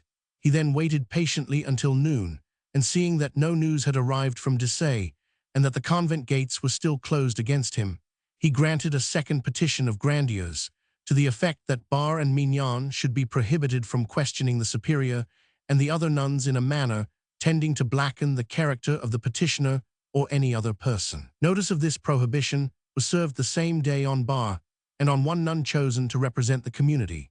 Bar did not pay the slightest attention to this notice, but kept on asserting that the bailiff had no right to prevent his obeying the commands of his bishop, and declaring that henceforward he would perform all exorcisms solely under ecclesiastical sanction, without any reference to lay persons, whose unbelief and impatience impaired the solemnity with which such rites should be conducted. The best part of the day having gone over without any sign of either bishop or messenger, Grandier presented a new petition to the bailiff. The bailiff at once summoned all the officers of the bailiwick and the attorneys of the king in order to lay it before them. But the king's attorneys refused to consider the matter, declaring upon their honor that although they did not accuse Grandier of being the cause, yet they believed that the nuns were veritably possessed, being convinced by the testimony of the devout ecclesiastics in whose presence the evil spirits had come out. This was only the ostensible reason for their refusal, the real one being that the advocate was a relation of Mignon's, and the attorney a son-in-law of Trinquant's, to whose office he had succeeded. Thus Grandier, against whom were all the ecclesiastical judges, began to feel as if he were condemned beforehand by the judges of the royal courts, for he knew how very short was the interval between the recognition of the possession as a fact and the recognition of himself as its author. Nevertheless, in spite of the formal declarations of the king's advocate and attorney, the bailiff ordered the superior and the lay sister to be removed to houses in town, each to be accompanied by a nun as companion. During their absence from the convent, they were to be looked after by exorcists, by women of high character and position, as well as by physicians and attendants, all of whom he himself would appoint, all others being forbidden access to the nuns without his permission. The clerk was again sent to the convent with a copy of this decision, but the superior, having listened to the reading of the document, answered that in her own name and that of the sisterhood she refused to recognize the jurisdiction of the bailiff, that she had already received directions from the Bishop of Poitiers, dateth November, explaining the measures which were to be taken in the matter, and she would gladly send a copy of these directions to the bailiff to prevent his pleading ignorance of them. Furthermore, she demurred to the order for her removal, having vowed to live always secluded in a convent, and that no one could dispense her from this vow but the bishop. This protest having been made in the presence of Madame de Charnacé, aunt of two of the nuns, and Surgeon Mannery, who was related to another, they both united in drawing up a protest against violence, in case the bailiff should insist on having his orders carried out, declaring that, should he make the attempt, they would resist him as if he were a mere private individual. This document being duly signed and witnessed was immediately sent to the bailiff by the hand of his own clerk, whereupon the bailiff ordered that preparations should be made with regard to the sequestration, and announced that the next day, the 24th November, he would repair to the convent and be present at the exorcisms. The next day accordingly, at the appointed hour, the bailiff summoned Daniel Roger, Vincent Defoe, Gaspard Joubert, and Matthew Fanson, all four physicians, to his presence, and acquainting them with his reasons for having called them, asked them to accompany him to the convent to examine, with the most scrupulous impartiality, two nuns whom he would point out, in order to discover if their illness were feigned or arose from natural or supernatural causes. Having thus instructed them as to his wishes, they all set out for the convent. They were shown into the chapel and placed close to the altar, being separated by a grating from the choir, in which the nuns who sang usually sat. In a few moments the superior was carried in on a small bed, which was laid down before the grating. Barr then said Mass, during which the superior went into violent convulsions. She threw her arms about, her fingers were clenched, her cheeks enormously inflated, and her eyes turned up so that only the whites could be seen. The Mass finished, Barr approached her to administer the Holy Communion and to commence the exorcism. Holding the holy wafer in his hand, he said, Adora Deum Tuum, Creatorum Tuum, adore God, thy Creator. The superior hesitated, as if she found great difficulty in making this act of love, but at length she said, Adoro te, I adore thee. Quem adoras, whom dost thou adore? Jesus Christus, Jesus Christ, answered the nun, quite unconscious that the verb adorn governs accusative. This mistake, which no sixth-form boy would make, gave rise to bursts of laughter in the church, and Daniel Duin, the provost's assessor, was constrained to say aloud, There's a devil for you, who does not know much about transitive verbs. Barr, perceiving the bad impression that the superior's nominative had made, hastened to ask her, Quis est quem adoras, who is it whom thou dost adore? His hope was that she would again reply, Jesus Christus, but he was disappointed. Jesu Christ, was her answer. Renewed shouts of laughter greeted this infraction of one of the most elementary rules of syntax, and several of those present exclaimed, Oh, your reverence, what very poor Latin! Barr pretended not to hear, and next asked what was the name of the demon who had taken possession of her. The poor superior, who was greatly confused by the unexpected effect of her last two answers, could not speak for a long time, but at length with great trouble she brought out the name Asmodi, without daring to Latinize it. The exorcist then inquired how many devils the superior had in her body, and to this question she replied quite fluently, Six and six. The bailiff upon this requested Barr to ask the chief devil how many evil spirits he had with him, but the need for this answer had been foreseen, and the nun unhesitatingly returned, Quinque 5. This answer raised Asmodi somewhat in the opinion of those present, but when the bailiff adjured the superior to repeat in Greek what she had just said in Latin, she made no reply, and on the adjuration being renewed, she immediately recovered her senses. The examination of the superior being thus cut short, a little nun who appeared for the first time in public was brought forward.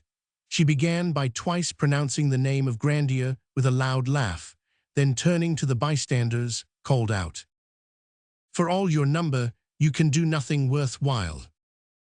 As it was easy to see that nothing of importance was to be expected from this new patient, she was soon suppressed, and her place taken by the lay sister Claire, who had already made her debut in the Mother Superior's room.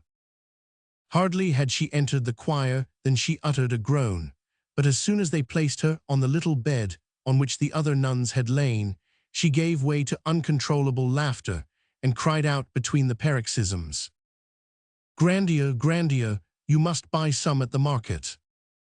Barr at once declared that these wild and whirling words were a proof of possession and approached to exorcise the demon. But Sister Claire resisted, and pretending to spit in the face of the exorcist, put out her tongue at him, making indecent gestures, using a word in harmony with her actions. This word, being in the vernacular, was understood by everyone and required no interpretation. The exorcist then conjured her to give the name of the demon who was in her, and she replied, "Grandier." But Barr, by repeating his question, gave her to understand that she had made a mistake, whereupon she corrected herself and said, "Elimi." Nothing in the world could induce her to reveal the number of evil spirits by whom Elimi was accompanied, so that Barr, seeing that it was useless to press her on this point, passed on to the next question. "Quo pacto ingressus est demon?" By what pact did the demon get in? "Duplex, double," returned Sister Claire. This horror of the ablative, when the ablative was absolutely necessary, aroused once more the hilarity of the audience, and proved that Sister Claire's devil was just as poor a Latin scholar as the superiors, and Barr, fearing some new linguistic eccentricity on the part of the evil spirit, adjourned the meeting to another day. The paucity of learning shown in the answers of the nuns being sufficient to convince any fair-minded person that the whole affair was a ridiculous comedy, the bailiff felt encouraged to persevere until he had unraveled the whole plot. Consequently, at 3 o'clock in the afternoon, he returned to the convent, accompanied by his clerk, by several magistrates, and by a considerable number of the best-known people of Loudun, and asked to see the superior. Being admitted, he announced to Barr that he had come to insist on the superior being separated from Sister Claire, so that each could be exorcised apart. Barr dared not refuse before such a great number of witnesses, therefore the superior was isolated and the exorcisms begun all over again. Instantly the convulsions returned, just as in the morning, only that now she twisted her feet into the form of hooks, which was a new accomplishment. Having adjured her several times, the exorcist succeeded in making her repeat some prayers, and then sounded her as to the name and number of the demons in possession, whereupon she said 3 times that there was one called a chouse. The bailiff then directed Barr to ask if she were possessed ex pacto magi, out ex ora voluntate Dei, by a pact with a sorcerer or by the pure will of God, to which the superior answered, "Non est volutas Dei, not by the will of God." Upon this, Barr, dreading more questions from the bystanders, hastily resumed his own catechism by asking who was the sorcerer. "Urbanus," answered the superior. "Estini Urbanus Papa, is it Pope Urban?" asked the exorcist. "Grandier," replied the superior. "Quer ingressus es in corpus hujus purely?" Why did you enter the body of this maiden? Said Barr. "Propter presentium tuum," because of your presence, answered the superior. At this point the bailiff, seeing no reason why the dialogue between Barr and the superior should ever come to an end, interposed and demanded that questions suggested by him and the other officials present should be put to the superior, promising that if she answered 3 of 4 such questions correctly, he and those with him would believe in the reality of the possession and would certify to that effect. Barr accepted the challenge, but unluckily just at that moment the superior regained consciousness, and as it was already late, everyone retired. Chapter 6. Tehe next day, November 25th, the bailiff and the majority of the officers of the 2 jurisdictions came to the convent once more, and were all conducted to the choir.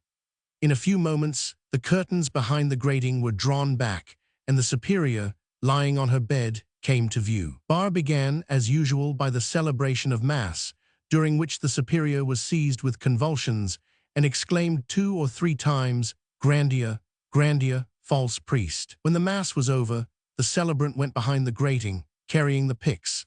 Then, placing it on his head and holding it there, he protested that in all he was doing he was actuated by the purest motives and the highest integrity, that he had no desire to harm anyone on earth, and he adjured God to strike him dead if he had been guilty of any bad action or collusion, or had instigated the nuns to any deceit during the investigation. The prior of the Carmelites next advanced and made the same declaration, taking the oath in the same manner, holding the pyx over his head, and further calling down on himself and his brethren the curse of Korah, Dathan, and Abiram if they had sinned during this inquiry. These protestations did not, however, produce the salutary effect intended, some of those present saying aloud that such oaths smacked of sacrilege. Bar, hearing the murmurs, hastened to begin the exorcisms, first advancing to the superior to offer her the holy sacrament, but as soon as she caught sight of him, she became terribly convulsed and attempted to drag the pyx from his hands. Bar, however, by pronouncing the sacred words, overcame the repulsion of the superior and succeeded in placing the wafer in her mouth. She, however, pushed it out again with her tongue, as if it made her sick. Barge caught it in his fingers and gave it to her again at the same time, forbidding the demon to make her vomit, and this time she succeeded in partly swallowing the sacred morsel, but complained that it stuck in her throat. At last, in order to get it down, Barge 3 times gave her water to drink, and then, as always during his exorcisms, he began by interrogating the demon. Per quod pactum ingressus eis in corpus hujus purely? By what pact didst thou enter the body of this maiden?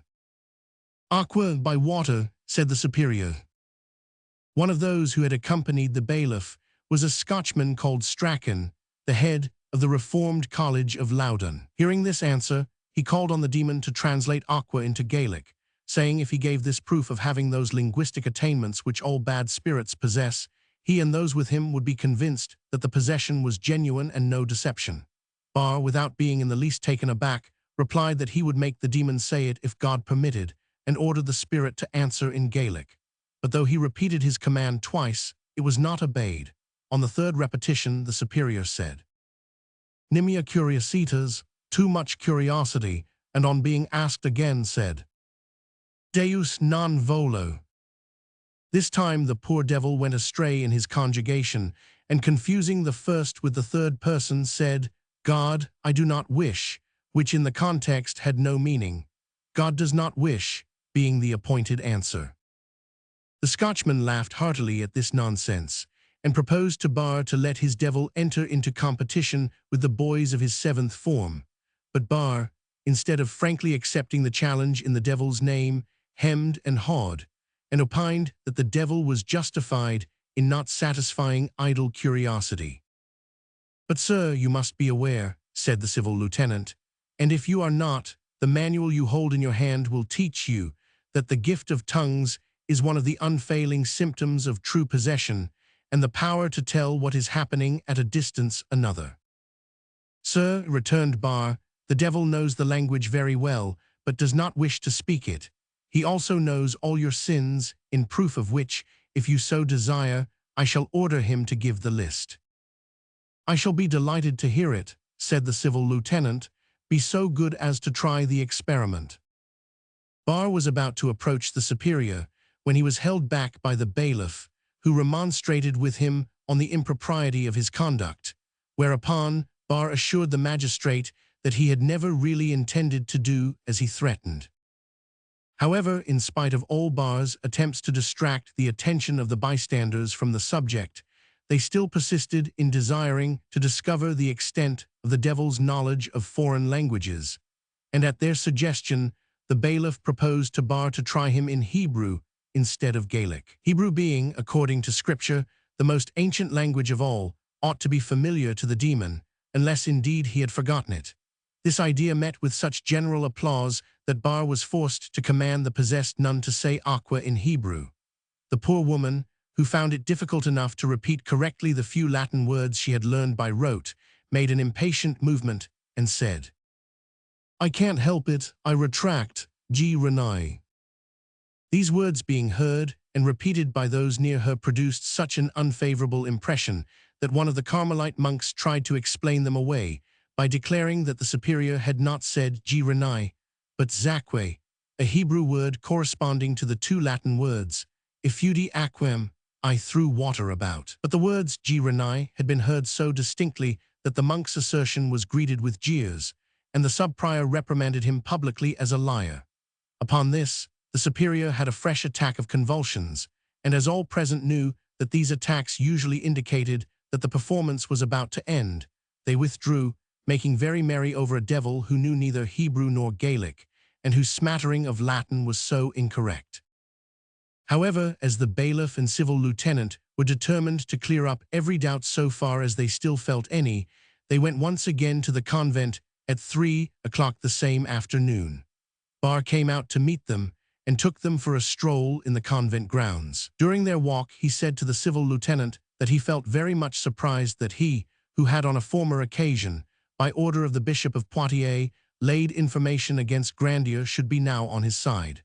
The civil lieutenant replied that he would be ready to inform against him again if there were any justification, but at present his object was to arrive at the truth, and in this he felt sure he should be successful. Such an answer was very unsatisfactory to Bar, so, drawing the bailiff aside, he remarked to him that a man among whose ancestors were many persons of condition, several of whom had held positions of much dignity in the church, and who himself held such an important judicial position, ought to show less incredulity in regard to the possibility of a devil entering into a human body, since if it were proved it would redound to the glory of God and the good of the church and of religion.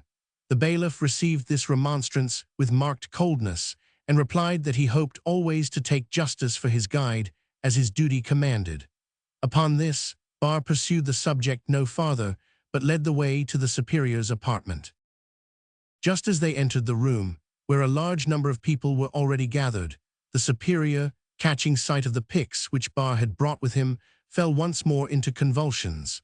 Bar went towards her, and having asked the demon as usual by what pact he had entered the maiden's body, and received the information that it was by water, continued his examination as follows.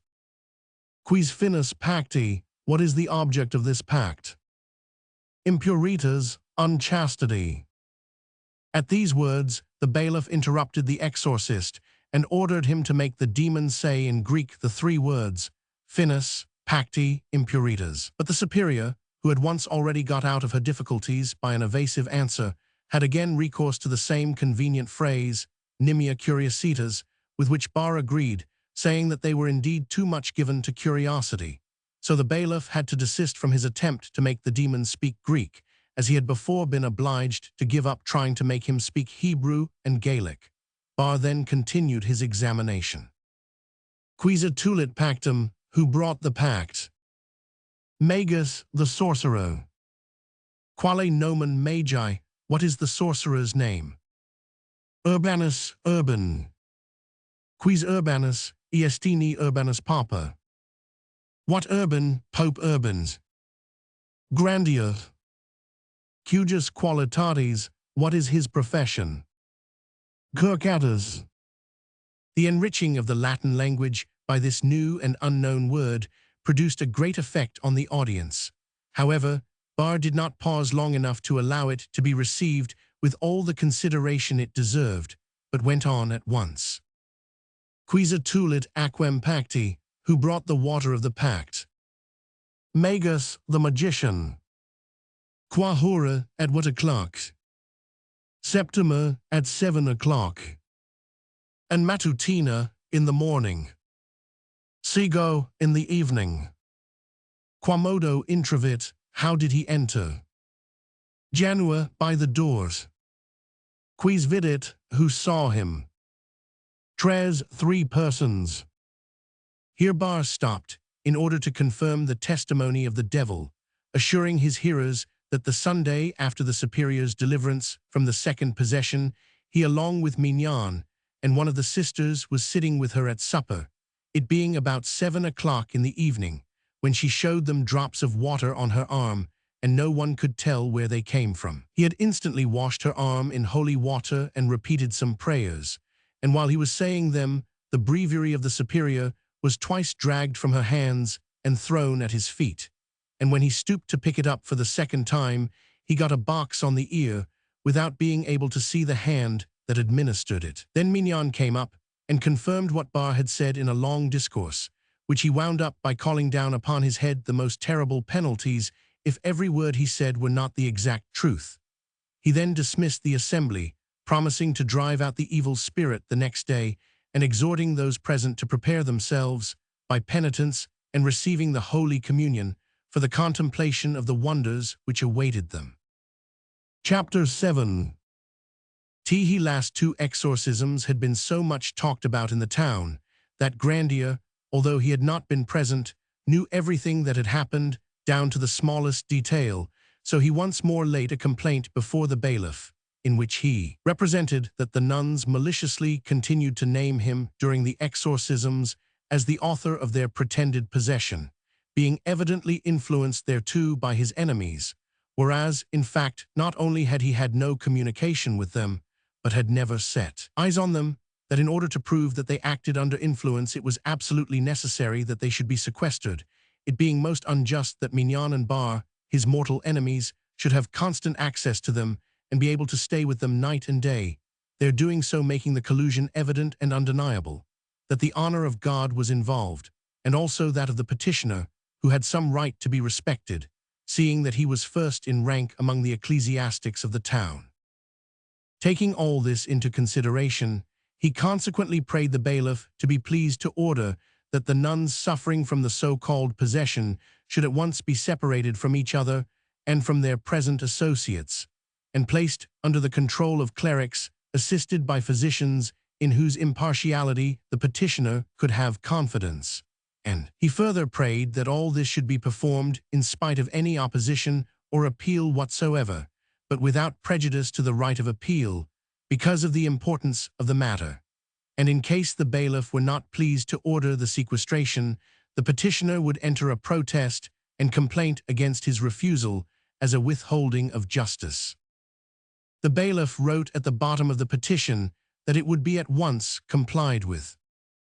After Urbain Grandier had departed, the physicians who had been present at the exorcisms presented themselves before the bailiff, bringing their report with them. In this report, they said that they had recognized convulsive movements of the Mother Superior's body, but that one visit was not sufficient to enable them to make a thorough diagnosis, as the movements above mentioned might arise as well from a natural as from supernatural causes.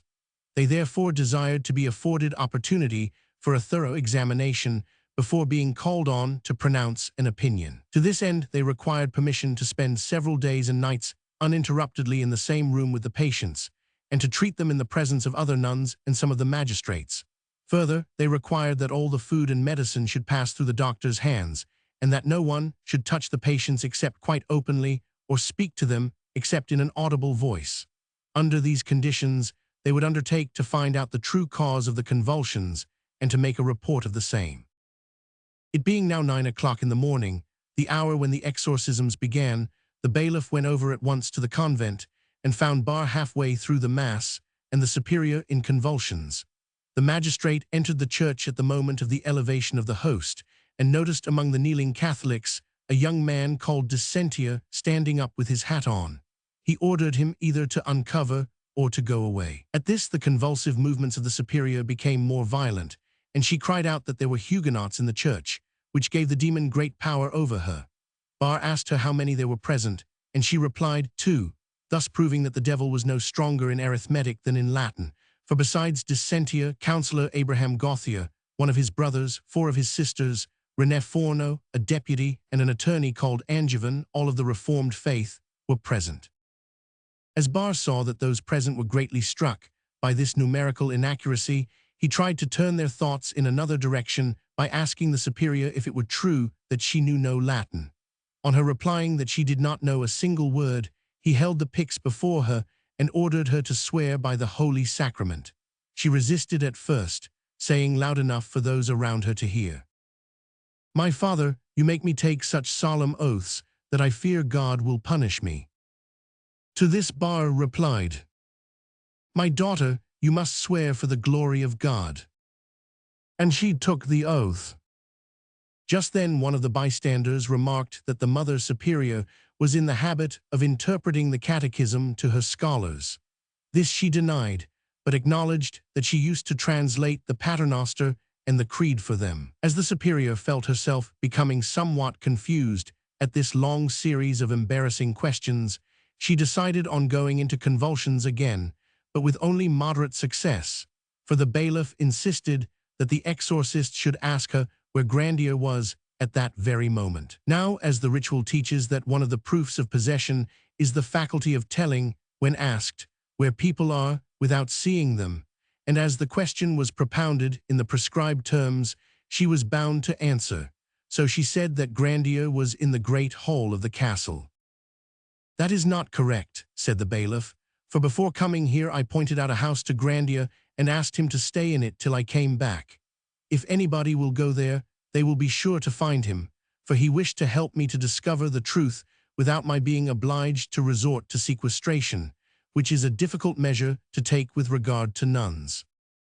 Bar was now ordered to send some of the monks present to the castle, accompanied by a magistrate and a clerk. Bar chose the Carmelite prior, and the bailiff Charles Chauvet, assessor of the bailiwick, Ismail Bouliau, a priest, and Pierre Thibaut, an articled clerk, who all set out at once to execute their commission, while the rest of those present were to await their return. Meanwhile the Superior, who had not spoken a word since the bailiff's declaration, remained, in spite of repeated exorcisms, dumb, so Bar sent for Sister Claire, saying that one devil would encourage the other. The bailiff entered a formal protest against this step, insisting that the only result of a double exorcism would be to cause confusion, during which suggestions might be conveyed to the Superior, and that the proper thing to do was, before beginning new conjurations, to await the return of the messengers. Although the bailiff's suggestion was most reasonable, Bar knew better than to adopt it, for he felt that no matter what it cost, he must either get rid of the bailiff and all the other officials who shared his doubts, or find means, with the help of Sister Claire, to delude them into belief.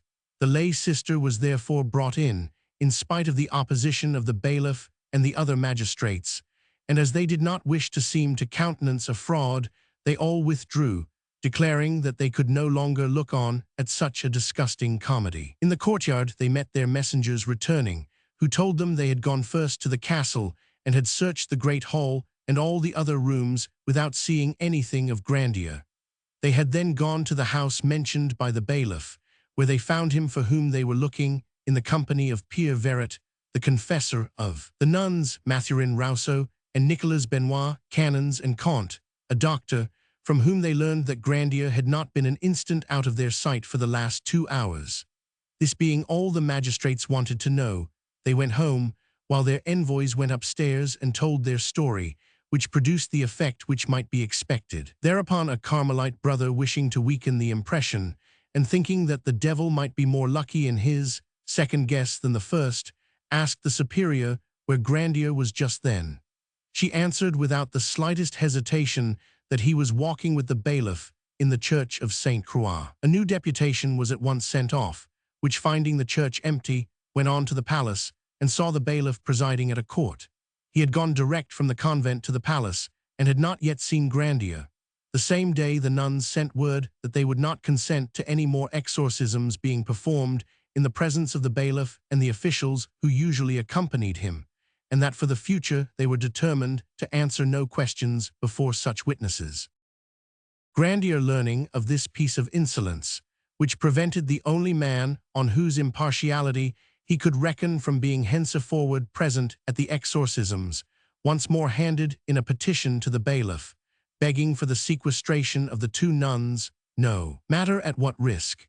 The bailiff, however, in the interests of the petitioner himself, did not dare to grant this request, for he was afraid that the ecclesiastical authorities would nullify his procedure, on the ground that the convent was not under his jurisdiction. He, however, summoned a meeting of the principal inhabitants of the town, in order to consult with them as to the best course to take for the public good. The conclusion they arrived at was to write to the Attorney General and to the Bishop of Poitiers, enclosing copies of the reports which had been drawn up, and imploring them to use their authority to put an end to these pernicious intrigues. This was done, but the Attorney General replied that the matter being entirely ecclesiastical, the Parliament was not competent to take cognizance of it. As for the bishop, he sent no answer at all. He was not, however, so silent towards Grandier's enemies, for the ill success of the exorcisms of November 26th, having made increased precautions necessary, they considered it would be well to apply to the bishop for a new commission, wherein he should appoint certain ecclesiastics to represent him during the exorcisms to come. Bar himself went to Poitiers to make this request. It was immediately granted, and the bishop appointed Basil, senior canon of Champigny, and de Morans, senior canon of Thouars, both of whom were related to some of Grandier's adversaries. The following is a copy of the new commission.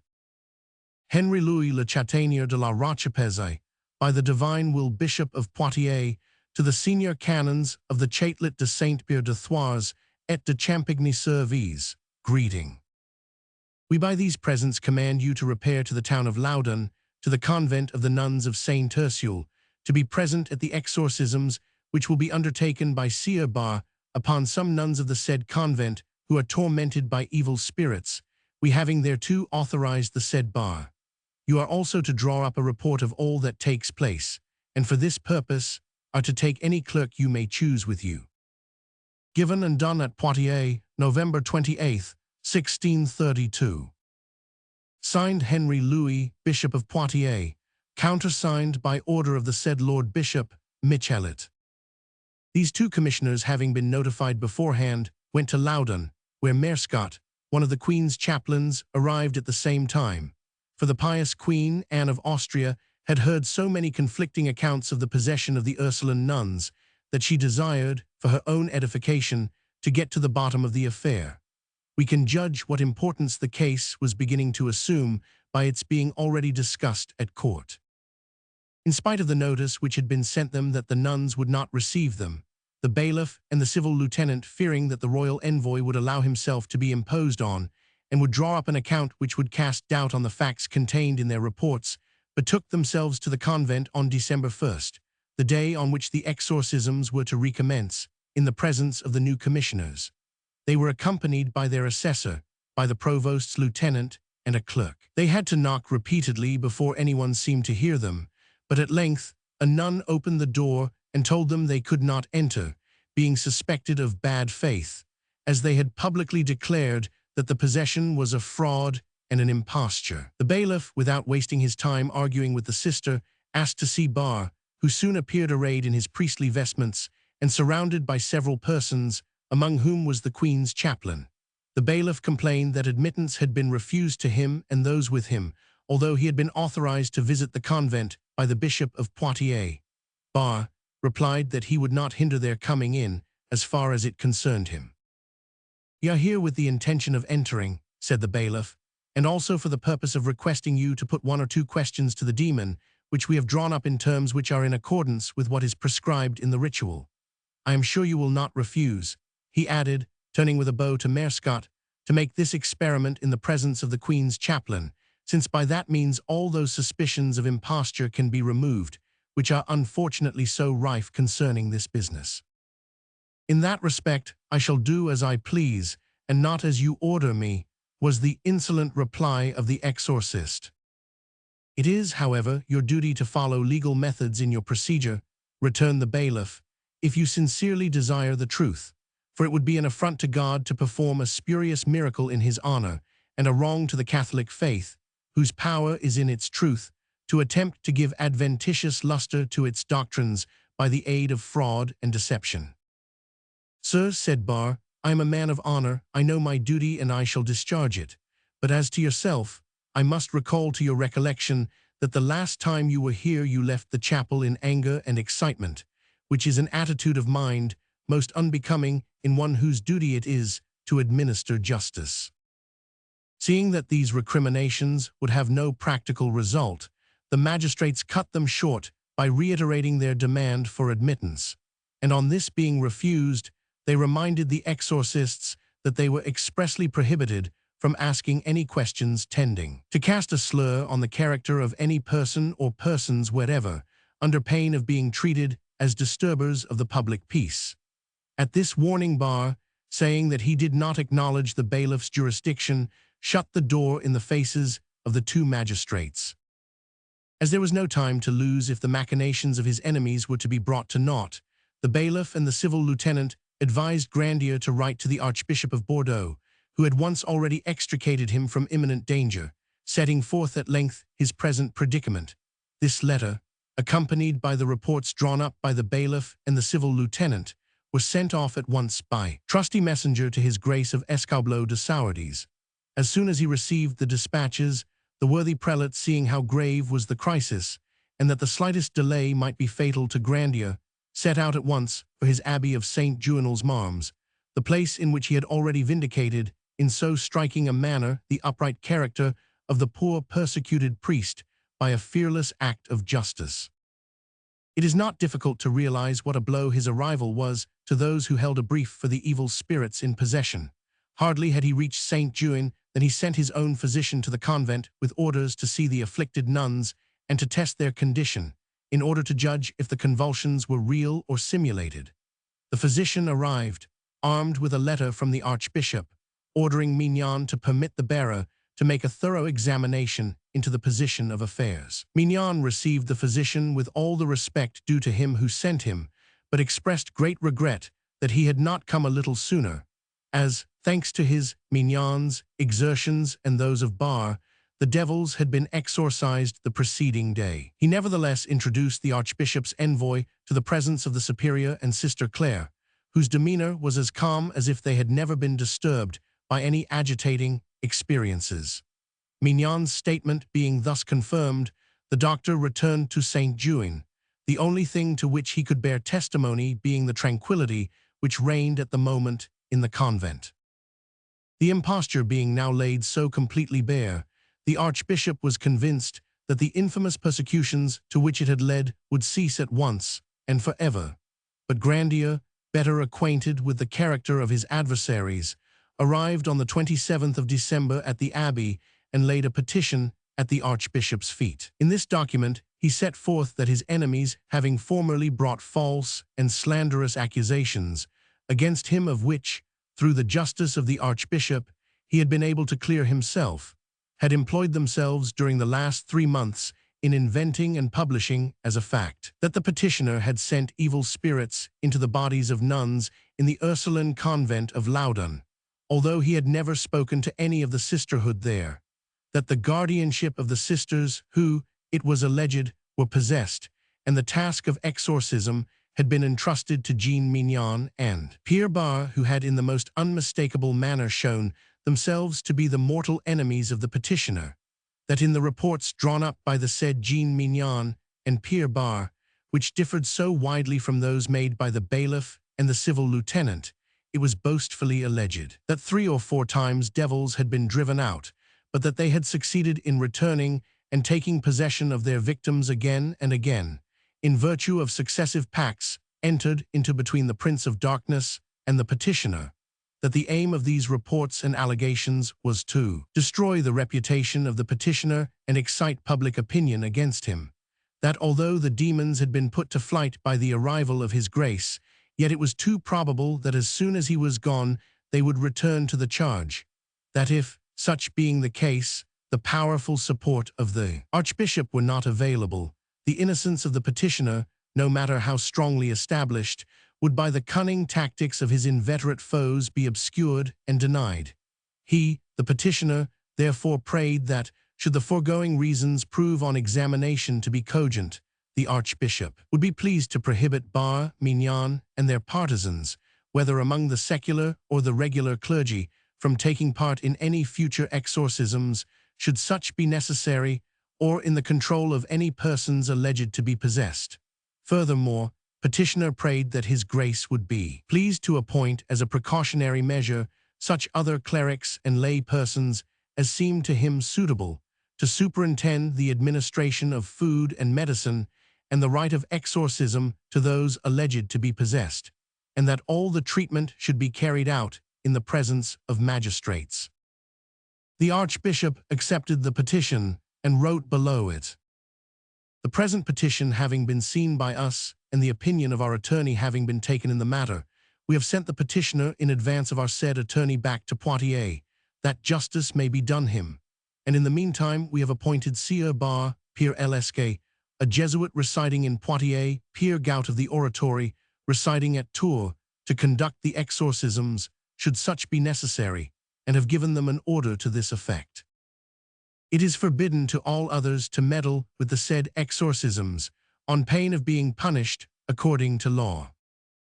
It will be seen from the above that His Grace the Archbishop of Bordeaux, in his enlightened and generous exercise of justice, had foreseen and provided for every possible contingency, so that as soon as his orders were made known to the exorcists, the possession ceased at once and completely, and was no longer even talked of. Bar withdrew to Chinon, the senior canons rejoined their chapters, and the nuns, happily rescued for the time, resumed their life of retirement and tranquility. The archbishop nevertheless urged on Grandier the prudence of effecting an exchange of benefices, but he replied that he would not at that moment change his simple living of Loudun for a bishopric. Chapter 8. The exposure of the plot was most prejudicial to the prosperity of the Ursuline community. Spurious possession, far from bringing to their convent an increase of subscriptions and enhancing their reputation, as Mignon had promised, had ended for them in open shame, while in private they suffered from straitened circumstances. For the parents of their boarders hastened to withdraw their daughters from the convent, and the nuns, in losing their pupils, lost their sole source of income. Their fall in the estimation of the public filled them with despair, and it leaked out that they had had several altercations with their director, during which they reproached him for having, by making them commit such a great sin, overwhelmed them with infamy and reduced them to misery, instead of securing for them the great spiritual and temporal advantages he had promised them. Mignon, although devoured by hate, was obliged to remain quiet, but he was none the less as determined as ever to have revenge, and as he was one of those men who never give up while a gleam of hope remains, and whom no waiting can tire, he bided his time, avoiding notice, apparently resigned to circumstances, but keeping his eyes fixed on Grandier, ready to seize on the first chance of recovering possession of the prey that had escaped his hands. And unluckily, the chance soon presented itself. It was now 1633. Richelieu was at the height of his power, carrying out his work of destruction, making castles fall before him where he could not make heads fall, in the spirit of John Knox's words, "Destroy the nests, and the crows will disappear." Now one of these nests was the crenellated castle of Loudun, and Richelieu had therefore ordered its demolition.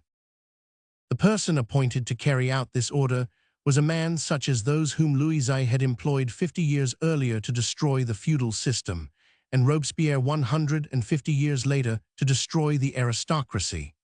Every woodman needs an axe, every reaper a sickle, and Richelieu found the instrument he required in de Laubardemont, Councillor of State.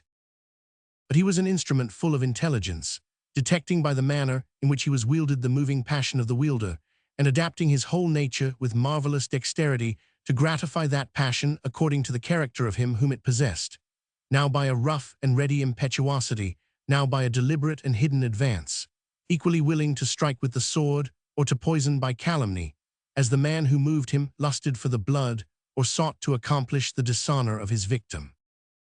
1,000 de Laubardemont arrived at Loudun during the month of August 1633, and in order to carry out his mission addressed himself to Sieur Memon de Silly, prefect of the town, that old friend of the cardinals whom Mignon and Bar, as we have said, had impressed so favorably. Memon saw in the arrival of Laubardemont a special intimation that it was the will of heaven that the seemingly lost cause of those in whom he took such a warm interest should ultimately triumph. He presented Mignon and all his friends to M. Laubardemont, who received them with much cordiality. They talked of the Mother Superior, who was a relation, as we have seen, of M. de Laubardemont, and exaggerated the insult offered her by the decree of the Archbishop, saying it was an affront to the whole family, and before long the one thing alone which occupied the thoughts of the conspirators and the councillor was how best to draw down upon Grandier the anger of the Cardinal Duke. A way soon opened. The Queen Mother, Marie de Medici, had among her attendants a woman called Hammond, to whom, having once had occasion to speak, she had taken a fancy and given a post near her person. In consequence of this whim, Hammond came to be regarded as a person of some importance in the Queen's household. Hammond was a native of Loudun and had passed the greater part of her youth there with her own people, who belonged to the lower classes. Grandier had been her confessor, and she attended his church, and as she was lively and clever, he enjoyed talking to her, so that at length an intimacy sprang up between them. It so happened at a time when he and the other ministers were in momentary disgrace, that a satire full of biting wit and raillery appeared, directed especially against the cardinal, and this satire had been attributed to Hammond, who was known to share, as was natural, her mistress's hatred of Richelieu. Protected as she was by the Queen's favor, the cardinal had found it impossible to punish Hammond, but he still cherished a deep resentment against her. It now occurred to the conspirators to accuse Grandier of being the real author of the satire, and it was asserted that he had learned from Hammond all the details of the cardinal's private life, the knowledge of which gave so much point to the attack on him.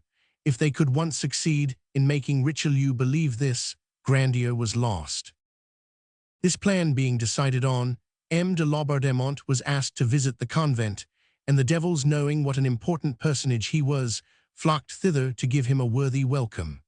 Accordingly, the nuns had attacks of the most indescribably violent convulsions, and M. de Laubardemont returned to Paris convinced as to the reality of their possession.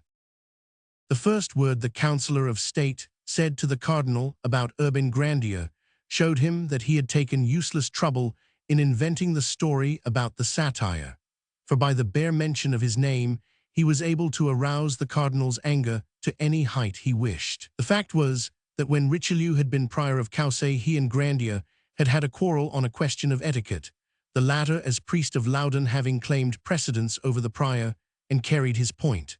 The cardinal had noted the affront in his blood-stained tablets, and at the first hint de Laubardemont found him as eager to bring about Grandier's ruin as was the councillor himself. De Laubardemont was at once granted the following commission.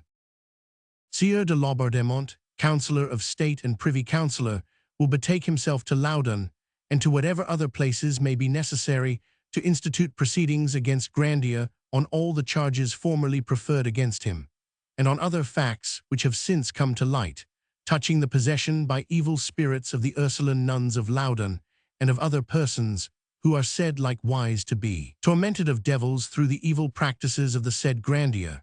He will diligently investigate everything from the beginning that has any bearing either on the said possession or on the exorcisms, and will forward to us his report thereon, and the reports and other documents sent in by former commissioners and delegates, and will be present at all future exorcisms, and take proper steps to obtain evidence of the said facts that they may be clearly established, and above all will direct, institute, and carry through the said proceedings against Grandier and all others who have been involved with him in the said case, until definitive sentence be passed, and in spite of any appeal or countercharge, this cause will not be delayed, but without prejudice to the right of appeal in other causes, on account of the nature of the crimes, and no regard will be paid to any request for postponement made by the said Grandier.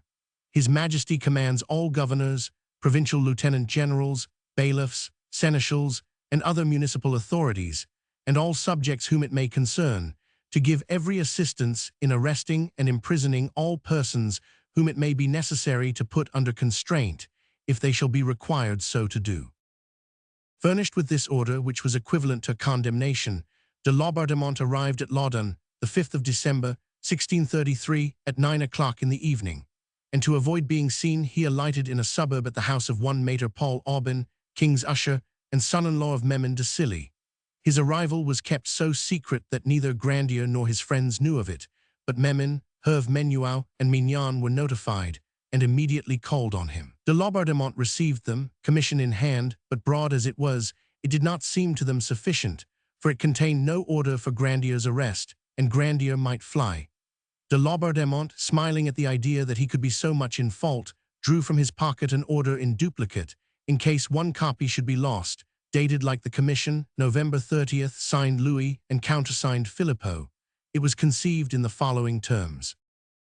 Louis, etc., etc. We have entrusted these presents to Sieur de Laubardemont, Privy Councillor, to empower the said Sieur de Laubardemont to arrest Grandier and his accomplices and imprison them in a secure place, with orders to all provosts, marshals, and other officers, and to all our subjects in general, to lend whatever assistance is necessary to carry out above order, and they are commanded by these presents to obey all orders given by the said Sieur, and all governors and lieutenants general are also hereby commanded to furnish the said Sieur with whatever aid he may require at their hands. This document being the completion of the other, it was immediately resolved, in order to show that they had the royal authority at their back, and as a preventive measure, to arrest Grandier at once, without any preliminary investigation. They hoped by this step to intimidate any official who might still be inclined to take Grandier's part, and any witness who might be disposed to testify in his favor. Accordingly, they immediately sent for Guillaume Aubin, Sieur de Lagrange, and Provost's lieutenant. De Laubardemont communicated to him the commission of the cardinal and the order of the king, and requested him to arrest Grandier early next morning. M. de Lagrange could not deny the two signatures, and answered that he would obey. But as he foresaw from their manner of going to work that the proceedings about to be instituted would be an assassination and not a fair trial, he sent, in spite of being a distant connection of Memon, whose daughter was married to his Lagrange's brother, to warn Grandier of the orders he had received.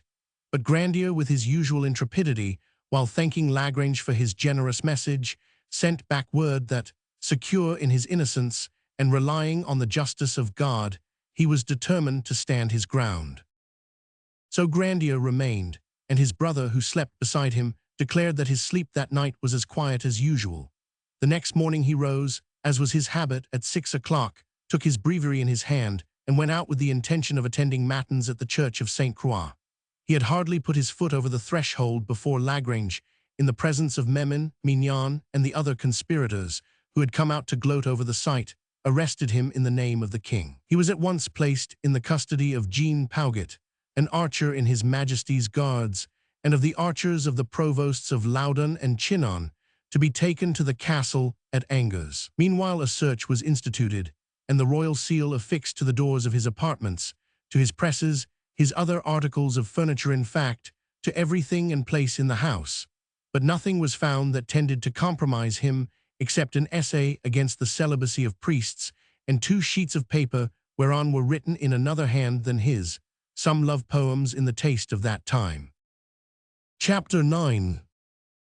For 4 months Grandier languished in prison, and according to the report of Michelin, commandant of Angers, and of Pierre Bacca, his confessor, he was, during the whole period, a model of patience and firmness, passing his days in reading good books or in writing prayers and meditations, which were afterwards produced at his trial. Meanwhile, in spite of the urgent appeals of Jean Estey, mother of the accused, who, although 70 years of age, seemed to recover her youthful strength and activity in the desire to save her son, Laubardemont continued the examination, which was finished on Apath. Urbain was then brought back from Angers to Loudun. An extraordinary cell had been prepared for him in a house belonging to Mignon, and which had formerly been occupied by a sergeant named Bontemps, once clerk to Trinquant, who had been a witness for the prosecution in the first trial. It was on the topmost story. The windows had been walled up, leaving only one small slit open, and even this opening was secured by enormous iron bars. And by an exaggeration of caution, the mouth of the fireplace was furnished with a grating, lest the devils should arrive through the chimney to free the sorcerer from his chains. Furthermore, 2 holes in the corners of the room, so formed that they were unnoticeable from within, allowed a constant watch to be kept over Grandier's movements by Bontemps' wife, a precaution by which they hoped to learn something that would help them in the coming exorcisms.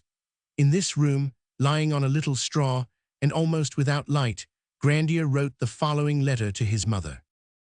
My mother, I received your letter and everything you sent me except the woolen stockings. I endure any affliction with patience and feel more pity for you than for myself. I am very much inconvenienced for want of a bed. Try and have mine brought to me, for my mind will give way if my body has no rest.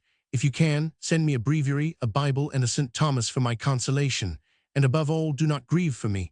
I trust that God will bring my innocence to light. Commend me to my brother and sister and all our good friends. I am, Mother, your dutiful son and servant, Grandier. While Grandier had been in prison at Angers, the cases of possession at the convent had miraculously multiplied, for it was no longer only the superior and Sister Claire who had fallen a prey to the evil spirits, but also several other sisters, who were divided into 3 groups as follows, and separated. The superior, with Sisters Louise des Anges and Anne de Saint-Agnes, were sent to the house of Sieur de Laval, advocate, legal advisor to the sisterhood. Sisters Claire and Catherine de la Présentation were placed in the house of Canon Morat. Sisters Elizabeth de la Croix, Monique de Saint-Marthe, Jean du Saint-Esprit, and Seraphique Archer were in a 3rd house. A general supervision was undertaken by Memin's sister, the wife of Mausant, who was thus closely connected with 2 of the greatest enemies of the accused, and to her Bontem's wife told all that the superior needed to know about Grandier. Such was the manner of the sequestration. The choice of physicians was no less extraordinary. Instead of calling in the most skilled practitioners of Angers, Tours, Poitiers, or Somme, all of them, except Daniel Roger of Loudun, came from the surrounding villages and were men of no education. One of them, indeed, had failed to obtain either degree or license, and had been obliged to leave Somme in consequence. Another had been employed in a small shop to take goods home, a position he had exchanged for the more lucrative one of quack. There was just as little sense of fairness and propriety shown in the choice of the apothecary and surgeon.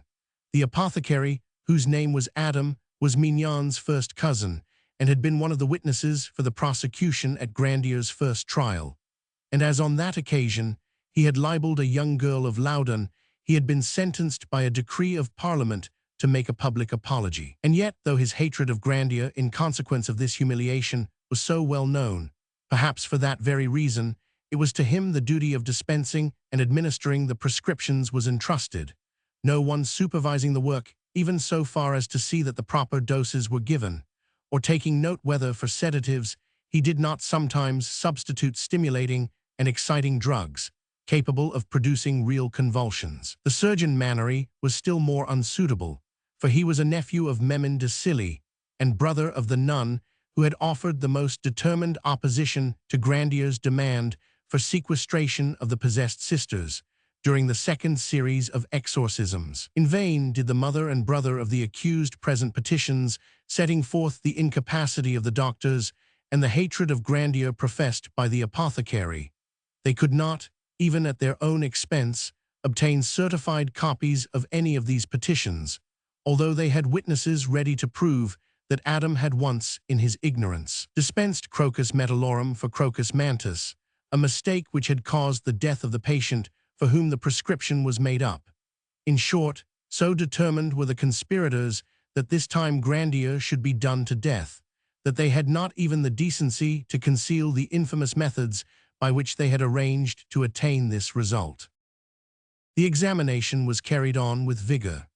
As one of the first formalities would be the identification of the accused, Grandier published a memorial in which he recalled the case of Saint Anastasius at the Council of Tyre, who had been accused of immorality by a fallen woman whom he had never seen before. When this woman entered the hall of justice in order to swear to her deposition, a priest named Timothy went up to her and began to talk to her as if he were Anastasius. Falling into the trap, she answered as if she recognized him, and thus the innocence of the saint was shown forth. Grandier therefore demanded that 2 or 3 persons of his own height and complexion should be dressed exactly like himself, and with him should be allowed to confront the nuns. As he had never seen any of them, and was almost certain they had never seen him, they would not be able, he felt sure, to point him out with certainty, in spite of the allegations of undue intimacy with themselves they brought against him.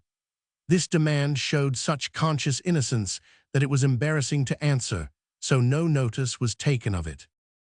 Meanwhile, the Bishop of Poitiers, who felt much elated at getting the better of the Archbishop of Bordeaux, who of course was powerless against an order issued by the Cardinal-Duke, took exception to Pierre Lesquet and Pierre Gout, the exorcists appointed by his superior, and named instead his own chaplain, who had been judge at Grandier's first trial, and had passed sentence on him, and Pierre Lactance, a Franciscan monk. These two, making no secret of the side with which they sympathized, put up on their arrival at Nicolas Mausant's, one of Grandier's most bitter enemies.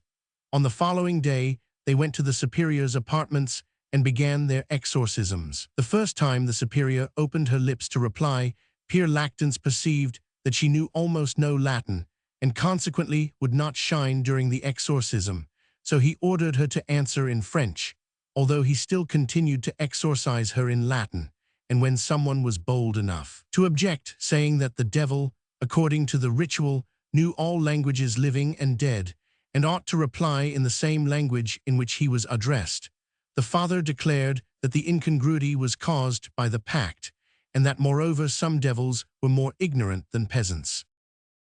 Following these exorcists, and two Carmelite monks, named Pierre de Saint Thomas and Pierre de Saint Mathurin, who had from the very beginning pushed their way in when anything was going on, came 4 Capuchins sent by Pierre Joseph, head of the Franciscans, his Grey Eminence, as he was called, and whose names were Pers Luc, Tranquil, Patais, and Elyssi, so that a much more rapid advance could be made than hitherto by carrying on the exorcisms in 4 different places at once, viz., in the convent and in the churches of Saint Croix, Saint Pierre du Martre, and Notre Dame du Château.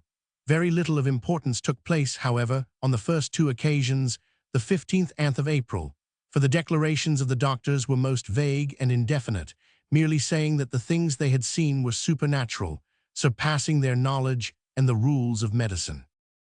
The ceremony of the 23rd April presented, however, some points of interest.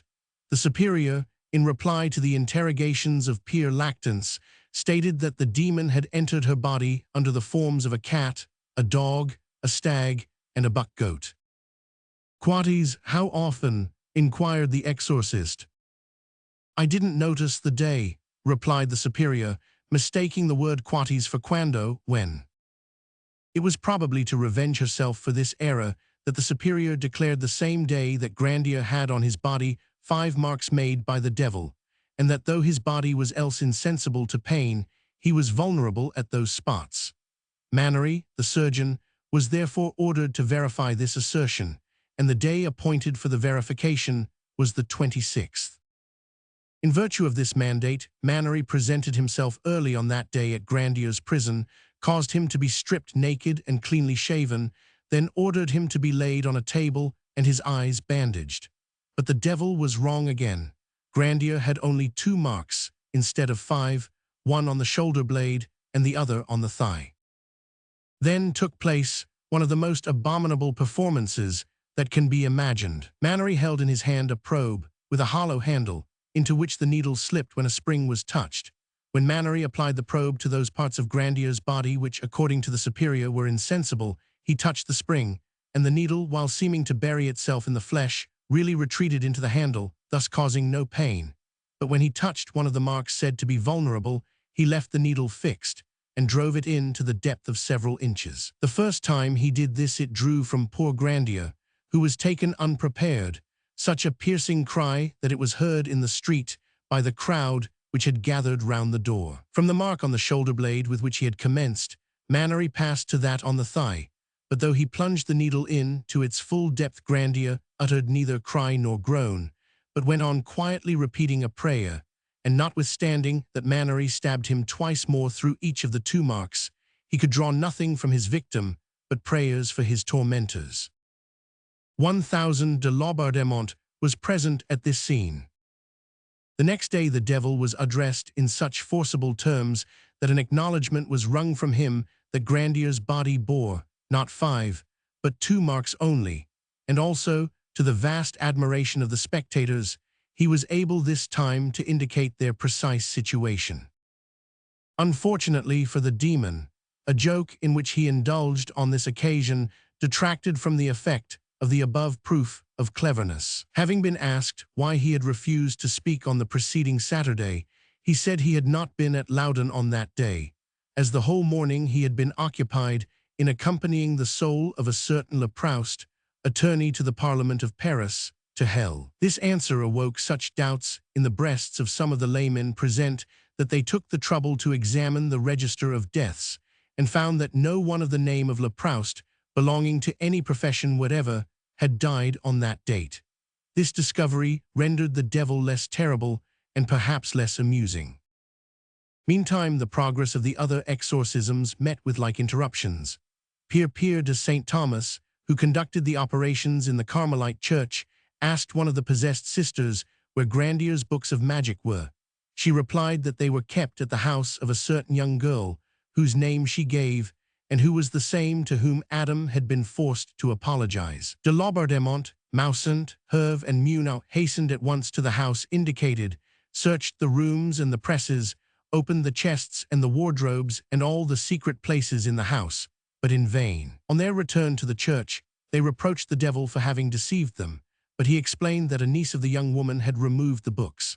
Upon this, they hurried to the niece's dwelling, but unluckily she was not at home, having spent the whole day at a certain church making her devotions, and when they went thither, the priests and attendants averred that she had not gone out all day. So notwithstanding the desire of the exorcists to oblige Adam, they were forced to let the matter drop. These two false statements increased the number of unbelievers, but it was announced that a most interesting performance would take place on May 4th. Indeed, the program when issued was varied enough to arouse general curiosity. Asmodeus was to raise the superior 2 feet from the ground, and the fiends Isis and Cerberus, in emulation of their leader, would do as much for 2 other nuns, while a 4th devil, named Beherit, would go farther still, and greatly daring, would attack M. de Laubardemont himself, and having spirited his counselor's cap from his head, would hold it suspended in the air for the space of a miserere.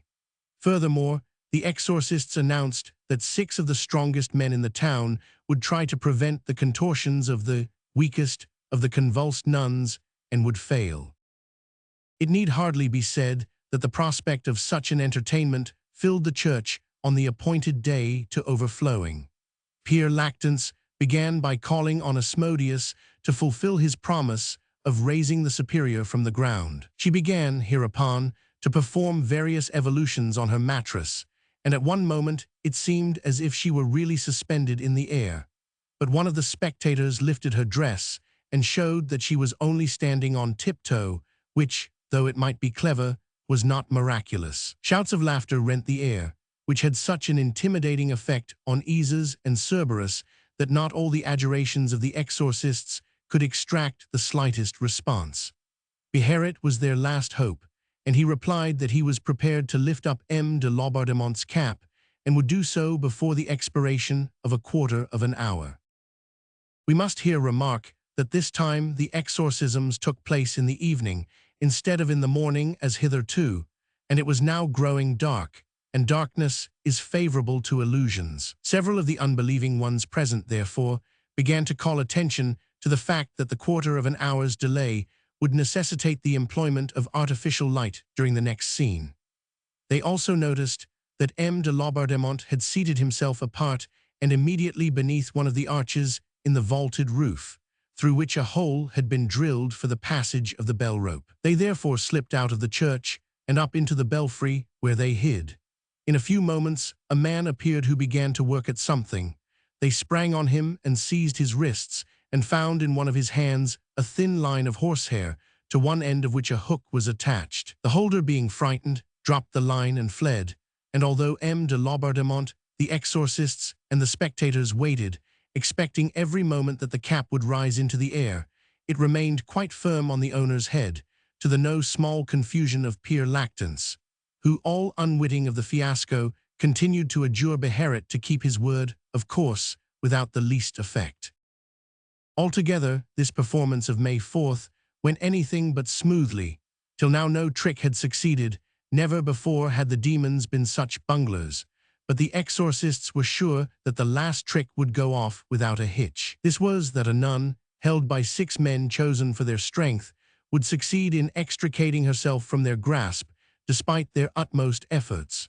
2 Carmelites and 2 Capuchins went through the audience and selected 6 giants from among the porters and messengers of the town. This time the devil answered expectations by showing that if he was not clever he was strong, for although the 6 men tried to hold her down upon her mattress, the superior was seized with such terrible convulsions that she escaped from their hands, throwing down one of those who tried to detain her. This experiment, thrice renewed, succeeded thrice, and belief seemed about to return to the assembly, when a physician of Somer named Duncan, suspecting trickery, entered the choir, and ordering the 6 men to retire, said he was going to try and hold the superior down unaided, and if she escaped from his hands, he would make a public apology for his unbelief. De Laubardemont tried to prevent this test by objecting to Duncan as an atheist, but as Duncan was greatly respected on account of his skill and probity, there was such an outcry at this interference from the entire audience that the commissioner was forced to let him have his way. The 6 porters were therefore dismissed, but instead of resuming their places among the spectators, they left the church by the sacristy, while Duncan, approaching the bed on which the superior had again lain down, seized her by the wrist, and making certain that he had a firm hold, he told the exorcists to begin. Never up to that time had it been so clearly shown that the conflict going on was between public opinion and the private aims of a few. A hush fell on the church. Everyone stood motionless in silent expectancy. The moment Pere Lactance uttered the sacred words, the convulsions of the superior recommenced, but it seemed as if Duncan had more strength than his 6 predecessors together, for twist and writhe and struggle as she would, the superior's wrist remained none the less firmly clasped in Duncan's hand. At length she fell back on her bed exhausted, exclaiming, "It's no use, he's holding me."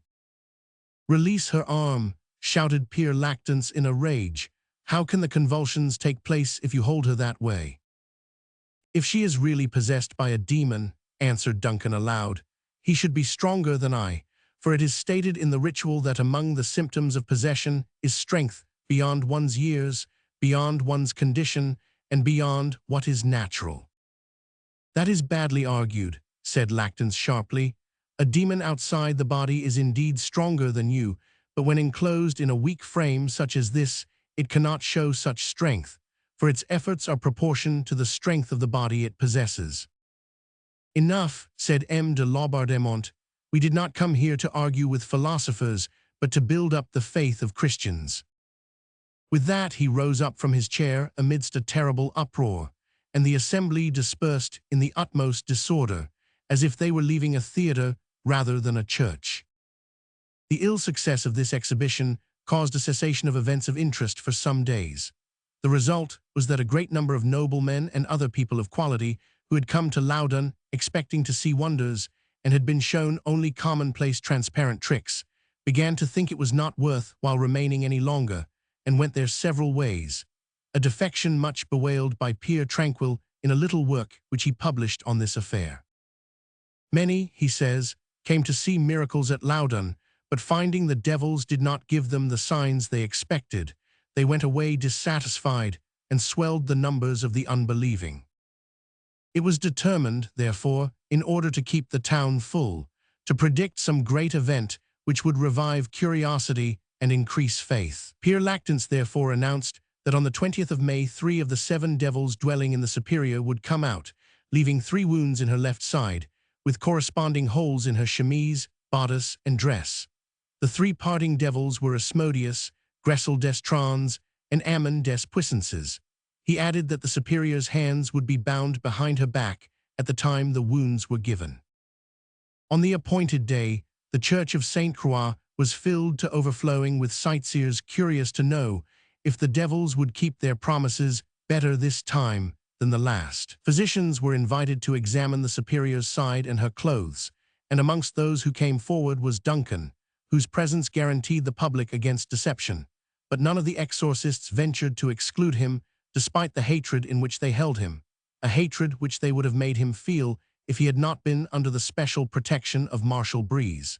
The physicians, having completed their examination, gave the following certificate. "We have found no wound in the patient's side, no rent in her vestments, and our search revealed no sharp instrument hidden in the folds of her dress." These preliminaries having been got through, Pere Lactance questioned her in French for nearly 2 hours, her answers being in the same language. Then he passed from questions to adjurations. On this, Duncan came forward and said a promise had been given that the superior's hands should be tied behind her back, in order that there might be no room for suspicion of fraud, and that the moment had now arrived to keep that promise.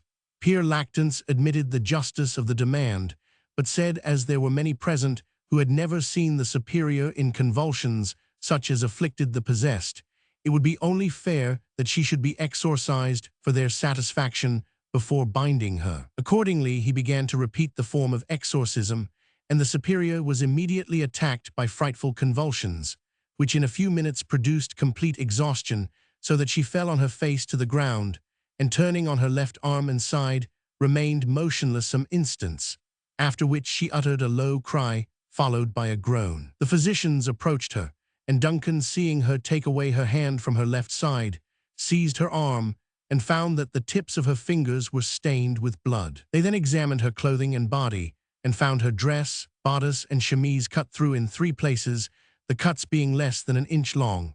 There were also 3 scratches beneath the left breast, so slight as to be scarcely more than skin deep, the middle one being a barleycorn in length. Still, from all 3 a sufficient quantity of blood had oozed to stain the chemise above them. This time the fraud was so glaring that even de Laubardemont exhibited some signs of confusion because of the number and quality of the spectators. He would not, however, allow the doctors to include in their report their opinion as to the manner in which the wounds were inflicted, but Grandier protested against this in a statement of facts, which he drew up during the night and which was distributed next day. It was as follows: that if the superior had not groaned, the physicians would not have removed her clothes and would have suffered her to be bound, without having the least idea that the wounds were already made. That then the exorcists would have commanded the devils to come forth, leaving the traces they had promised, that the superior would then have gone through the most extraordinary contortions of which she was capable, and have had a long fit of convulsions, at the end of which she would have been delivered from the 3 demons, and the wounds would have been found in her body, that her groans, which had betrayed her, had by God's will thwarted the best laid plans of men and devils. Why do you suppose, he went on to ask, that clean incised wounds, such as a sharp blade would make, were chosen for a token, seeing that the wounds left by devils resemble burns? Was it not because it was easier for the superior to conceal a lancet with which to wound herself slightly, than to conceal any instrument sufficiently heated to burn her? Why do you think the left side was chosen rather than the forehead and nose, if not because she could not give herself a wound in either of those places without being seen by all the spectators? Why was the left side rather than the right chosen, if it were not that it was easier for the superior to wound herself with her right hand, which she habitually used, in the left side than in the right? Why did she turn on her left side and arm and remain so long in that position, if it were not to hide from the bystanders the instrument with which she wounded herself?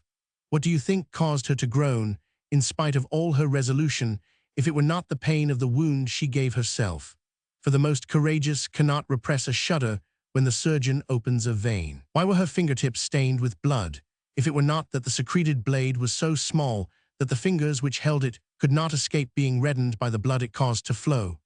How came it that the wounds were so superficial that they barely went deeper than the cuticle, while devils are known to rend and tear demoniacs when leaving them, if it were not that the superior did not hate herself enough to inflict deep and dangerous wounds? Despite this logical protest from Grandier and the barefaced knavery of the exorcist, M. de Laubardemont prepared a report of the expulsion of the 3 devils, Asmodeus, Gressel, and Ammon, from the body of Sister Jean des Anges, through 3 wounds below the region of the heart, a report which was afterwards shamelessly used against Grandier, and of which the memorandum still exists, a monument not so much of credulity and superstition as of hatred and revenge. Peer Lactance, in order to allay the suspicions which the pretended miracle had aroused among the eyewitnesses, asked Balaam, one of the 4 demons who still remained in the superior's body, the following day, why Asmodeus and his 2 companions had gone out against their promise, while the superior's face and hands were hidden from the people. To lengthen the incredulity of certain people, answered Balaam. As for Pierre Tranquil, he published a little volume describing the whole affair, in which, with the irresponsible frivolity of a true Capuchin, he poked fun at those who could not swallow the miracles wholesale. They had every reason to feel vexed, he said, at the small courtesy or civility shown by the demons to persons of their merit and station. But if they had examined their consciences, perhaps they would have found the real reason of their discontent, and turning their anger against themselves, would have done penance for having come to the exorcisms led by a depraved moral sense and a prying spirit. Nothing remarkable happened from the 20th May till the 13th June, a day which became noteworthy by reason of the superiors vomiting a quill a finger long. It was doubtless this last miracle which brought the Bishop of Poitiers to Loudun, not, as he said to those who came to pay their respects to him, to examine into the genuineness of the possession, but to force those to believe who still doubted, and to discover the classes which Urbain had founded to teach the black art to pupils of both sexes. Thereupon the opinion began to prevail among the people that it would be prudent to believe in the possession, since the king, the cardinal-duke, and the bishop believed in it, and that continued doubt would lay them open to the charges of disloyalty to their king and their church, and of complicity in the crimes of Grandier, and thus draw down upon them the ruthless punishment of Loubardemont. The reason we feel so certain that our work is pleasing to God is that it is also pleasing to the king, wrote Pierre Lactance. The arrival of the bishop was followed by a new exorcism, and of this an eyewitness, who was a good Catholic and a firm believer in possession, has left us a written description more interesting than any we could give. We shall present it to our readers, word for word, as it stands. On Friday, 23rd June 1634, on the eve of St. John, about 3 p.m., the Lord Bishop of Poitiers and M. de Loubardemont being present in the church of St. Croix of Loudun, to continue the exorcisms of the Ursuline nuns, by order of M. de Loubardemont, Commissioner, Urbain Grandier, priest in charge, accused and denounced as a magician by the said possessed nuns, was brought from his prison to the said church. There were produced by the said commissioner to the said Urbain Grandier 4 pacts mentioned several times by the said possessed nuns at the preceding exorcisms, which the devils who possessed the nuns declared they had made with the said Grandier on several occasions. There was one in especial which Leviathan gave up on Saturday the 17th inst., composed of an infant's heart procured at a witch's sabbath, held in Orleans in 1631, the ashes of a consecrated wafer, blood, etc., of the said Grandier, whereby Leviathan asserted he had entered the body of the sister, Jean des Anges, the superior of the said nuns, and took possession of her with his coadjutors Beherit, Izes, and Balaam, on December 8, 1632. Another such pact was composed of the pips of Grenada oranges, and was given up by Asmodeus and a number of other devils. It had been made to hinder Beherit from keeping his promise to lift the commissioner's hat 2 inches from his head, and to hold it there the length of a missira, as a sign that he had come out of the nun. On all these pacts being shown to the said Grandier, he said, without astonishment, but with much firmness and resolution, that he had no knowledge of them whatever, that he had never made them, and had not the skill by which to make them, that he had held no communication with devils, and knew nothing of what they were talking about. A report of all this being made and shown to him, he signed it. This done, they brought all the possessed nuns, to the number of 11 or 12, including 3 lay sisters, also possessed, into the choir of the said church, accompanied by a great many monks, Carmelites, Capuchins, and Franciscans, and by 3 physicians and a surgeon. The sisters on entering made some wanton remarks, calling Grandier their master, and exhibiting great delight at seeing him. Thereupon Pierre Lactance and Gabriel, a Franciscan brother, and one of the exorcists, exhorted all present with great fervor to lift up their hearts to God, and to make an act of contrition for the offenses committed against his divine majesty, and to pray that the number of their sins might not be an obstacle to the fulfillment of the plans which he in his providence had formed for the promotion of his glory on that occasion, and to give outward proof of their heartfelt grief, by repeating the Confiteor as a preparation for the blessing of the Lord Bishop of Poitiers. This having been done, He went on to say that the matter in question was of such moment and so important in its relation to the great truths of the Roman Catholic Church, that this consideration alone ought to be sufficient to excite their devotion. And furthermore, that the affliction of these poor sisters was so peculiar and had lasted so long that charity impelled all those who had the right to work for their deliverance and the expulsion of the devils, to employ the power entrusted to them with their office in accomplishing so worthy a task by the forms of exorcism prescribed by the Church to its ministers. Then addressing Grandier, he said that he, having been anointed as a priest, belonged to this number, and that he ought to help with all his power and with all his energy, if the bishop were pleased to allow him to do so, and to remit his suspension from authority. The bishop having granted permission, the Franciscan friar offered a stole to Grandier, who, turning towards the prelate, asked him if he might take it. On receiving a reply in the affirmative, he passed it round his neck, and on being offered a copy of the ritual, he asked permission to accept it as before, and received the bishop's blessing, prostrating himself at his feet to kiss them. Whereupon the Veni Creator Spiritus having been sung, he rose, and addressing the bishop, asked, "My lord, whom am I to exorcise?" The said bishop, having replied, "These maidens."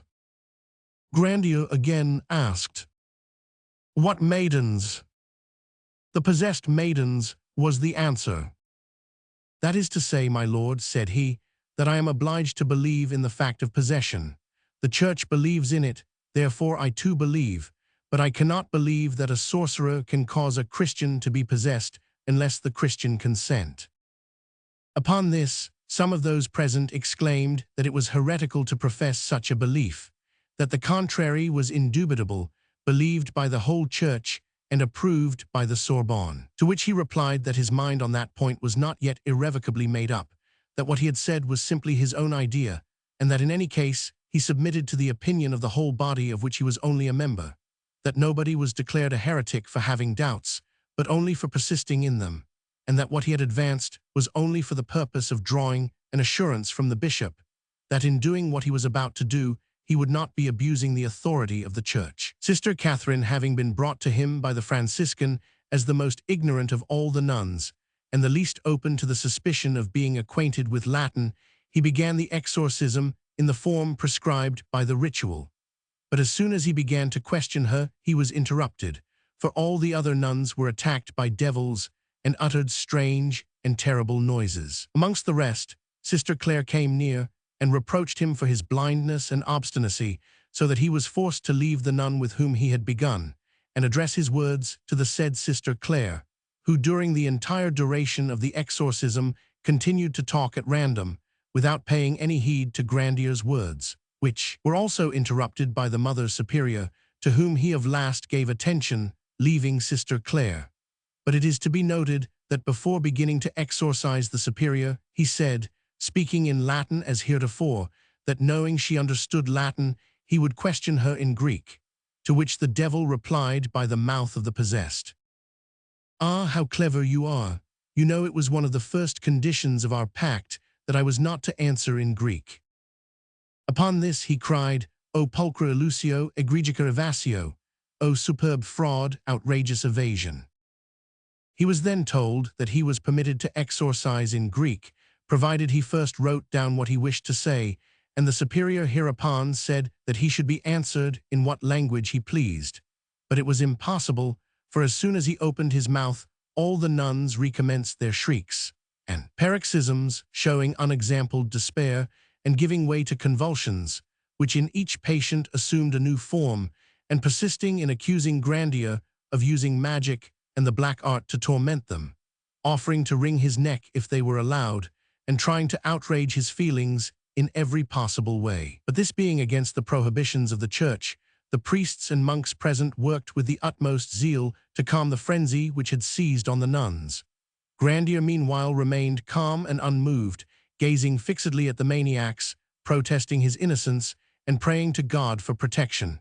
Then addressing himself to the bishop and M. de Laubardemont, he implored them by the ecclesiastical and royal authority of which they were the ministers to command these demons to wring his neck, or at least to put a mark in his forehead, if he were guilty of the crime of which they accused him, that the glory of God might be shown forth, the authority of the church vindicated, and himself brought to confusion, provided that the nuns did not touch him with their hands. But to this the bishop and the commissioner would not consent, because they did not want to be responsible for what might happen to him, neither would they expose the authority of the church to the wiles of the devils, who might have made some pact on that point with Grandier. Then the exorcists, to the number of 8, having commanded the devils to be silent and to cease their tumult, ordered a brazier to be brought, and into this they threw the pacts one by one, whereupon the convulsions returned with such awful violence and confused cries, rising into frenzied shrieks and accompanied by such horrible contortions,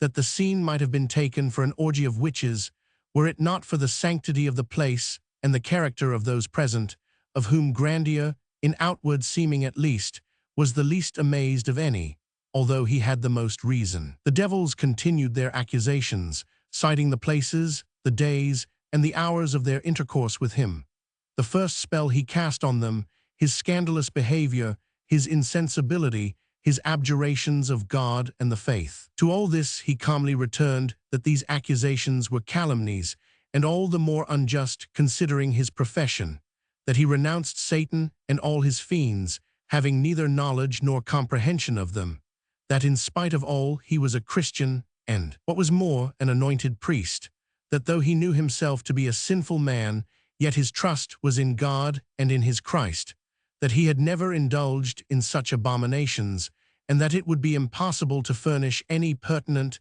and convincing proof of his guilt. At this point no words could express what the senses perceived. Eyes and ears received an impression of being surrounded by furies such as had never been gathered together before, and unless accustomed to such ghastly scenes as those who sacrificed to demons, no one could keep his mind free from astonishment and horror in the midst of such a spectacle. Grandier alone remained unchanged through it all, seemingly insensible to the monstrous exhibitions, singing hymns to the Lord with the rest of the people, as confident as if he were guarded by legions of angels. One of the demons cried out that Beelzebub was standing between him and Pierre Tranquil the Capuchin, upon which Grandier said to the demon, "Obmutescas, hold thy peace." Upon this the demon began to curse, and said that was their watchword, but they could not hold their peace, because God was infinitely powerful, and the powers of hell could not prevail against him. Thereupon they all struggled to get at Grandier, threatening to tear him limb from limb, to point out his marks, to strangle him although he was their master, whereupon he seized a chance to say he was neither their master nor their servant, and that it was incredible that they should in the same breath acknowledge him for their master and express a desire to strangle him. On hearing this, the frenzy of the nuns reached its height, and they kicked their slippers into his face. "Just look," said he, "the shoes drop from the hoofs of their own accord." At length, had it not been for the help and interposition of people in the choir, the nuns in their frenzy would have taken the life of the chief personage in this spectacle, so there was no choice but to take him away from the church and the furies who threatened his life. He was therefore brought back to prison about 6 o'clock in the evening, and the rest of the day the exorcists were employed in calming the poor sisters, a task of no small difficulty. Everyone did not regard the possessed sisters with the indulgent eye of the author of the above narrative, and many saw in this terrible exhibition of hysteria and convulsions an infamous and sacrilegious orgy, at which revenge ran riot. There was such difference of opinion about it that it was considered necessary to publish the following proclamation by means of placards on July 2nd.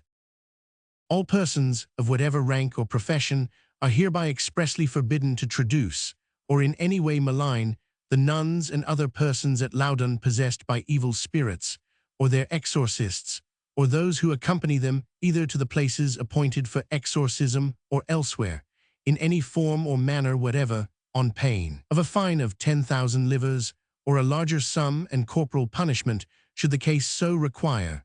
And in order that no one may plead ignorance hereof, this proclamation will be read and published today from the pulpits of all the churches, and copies affixed to the church doors and in other suitable public places. Done at Loudun, July 2nd, 1634. This order had great influence with worldly folk, and from that moment, whether their belief was strengthened or not, they no longer dared to express any incredulity. But in spite of that, the judges were put to shame, for the nuns themselves began to repent, and on the day following the impious scene above described, just as Père Lactany began to exorcise Sister Claire in the castle chapel, she rose, and turning towards the congregation, while tears ran down her cheeks, said in a voice that could be heard by all present that she was going to speak the truth at last in the sight of heaven. Thereupon she confessed that all that she had said during the last fortnight against Grandier was calumnious and false, and that all her actions had been done at the instigation of the Franciscan Père Lactance, the director, Mignon, and the Carmelite brothers. Père Lactance, not in the least taken aback, declared that her confession was a fresh wile of the devil to save her master Grandier. She then made an urgent appeal to the bishop and to M. de Laubardemont, asking to be sequestered and placed in charge of other priests than those who had destroyed her soul, by making her bear false witness against an innocent man. But they only laughed at the pranks the devil was playing, and ordered her to be at once taken back to the house in which she was then living. When she heard this order, she darted out of the choir, trying to escape through the church door, imploring those present to come to her assistance and save her from everlasting damnation. But such terrible fruit had the proclamation borne that no one dared respond, so she was recaptured and taken back to the house in which she was sequestered, never to leave it again. Chapter 10. Next day a still more extraordinary scene took place. While M. de Laubardemont was questioning one of the nuns, the superior came down into the court, barefooted, in her chemise and a cord round her neck, and there she remained for 2 hours, in the midst of a fearful storm, not shrinking before lightning, thunder, or rain, but waiting till M. de Laubardemont and the other exorcists should come out. At length the door opened, and the royal commissioner appeared, whereupon Sister Jeanne des Anges, throwing herself at his feet, declared she had not sufficient strength to play the horrible part they had made her learn any longer, and that before God and man she declared Urbain Grandier innocent, saying that all the hatred which she and her companions had felt against him arose from the baffled desires which his comeliness awoke, desires which the seclusion of conventional life made still more ardent. M. de Laubardemont threatened her with the full weight of his displeasure, but she answered, weeping bitterly, that all she now dreaded was her sin, for though the mercy of the Saviour was great, she felt that the crime she had committed could never be pardoned. M. de Laubardemont exclaimed that it was the demon who dwelt in her who was speaking, but she replied that the only demon by whom she had even been possessed was the spirit of vengeance, and that it was indulgence in her own evil thoughts, and not a pact with the devil, which had admitted him into her heart. With these words she withdrew slowly, still weeping, and going into the garden, attached one end of the cord round her neck to the branch of a tree, and hanged herself. But some of the sisters who had followed her cut her down before life was extinct. The same day an order for her strict seclusion was issued for her as for Sister Claire, and the circumstances that she was a relation of M. de Laubardemont did not avail to lessen her punishment in view of the gravity of her fault. It was impossible to continue the exorcisms. Other nuns might be tempted to follow the example of the Superior and Sister Claire, and in that case all would be lost. And besides, was not Urbain Grandier well and duly convicted? It was announced, therefore, that the examination had proceeded far enough, and that the judges would consider the evidence and deliver judgment. This long succession of violent and irregular breaches of law procedure, the repeated denials of his claim to justice, the refusal to let his witnesses appear or to listen to his defense, all combined to convince Grandier that his ruin was determined on, for the case had gone so far and had attained such publicity that it was necessary either to punish him as a sorcerer and magician or to render a royal commissioner, a bishop, an entire community of nuns, several monks of various orders, many judges of high reputation, and laymen of birth and standing, liable to the penalties incurred by calumniators. But although, as this conviction grew, he confronted it with resignation, his courage did not fail, and holding it to be his duty as a man and a Christian to defend his life and honor to the end, he drew up and published another memorandum, headed Reasons for Acquittal, and had copies laid before his judges. It was a weighty and impartial summing up of the whole case, such as a stranger might have written, and began with these words. I entreat you in all humility to consider deliberately and with attention what the psalmist says in PSA, where he exhorts judges to fulfill their charge with absolute rectitude, they being themselves mere mortals who will one day have to appear before God, the sovereign judge of the universe, to give an account of their administration.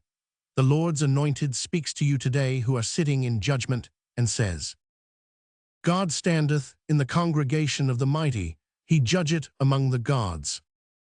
How long will ye judge unjustly and accept the persons of the wicked? Defend the poor and fatherless, do justice to the afflicted and needy. Deliver the poor and needy, rid them out of the hand of the wicked. I have said, ye are gods, and all of you are children of the Most High.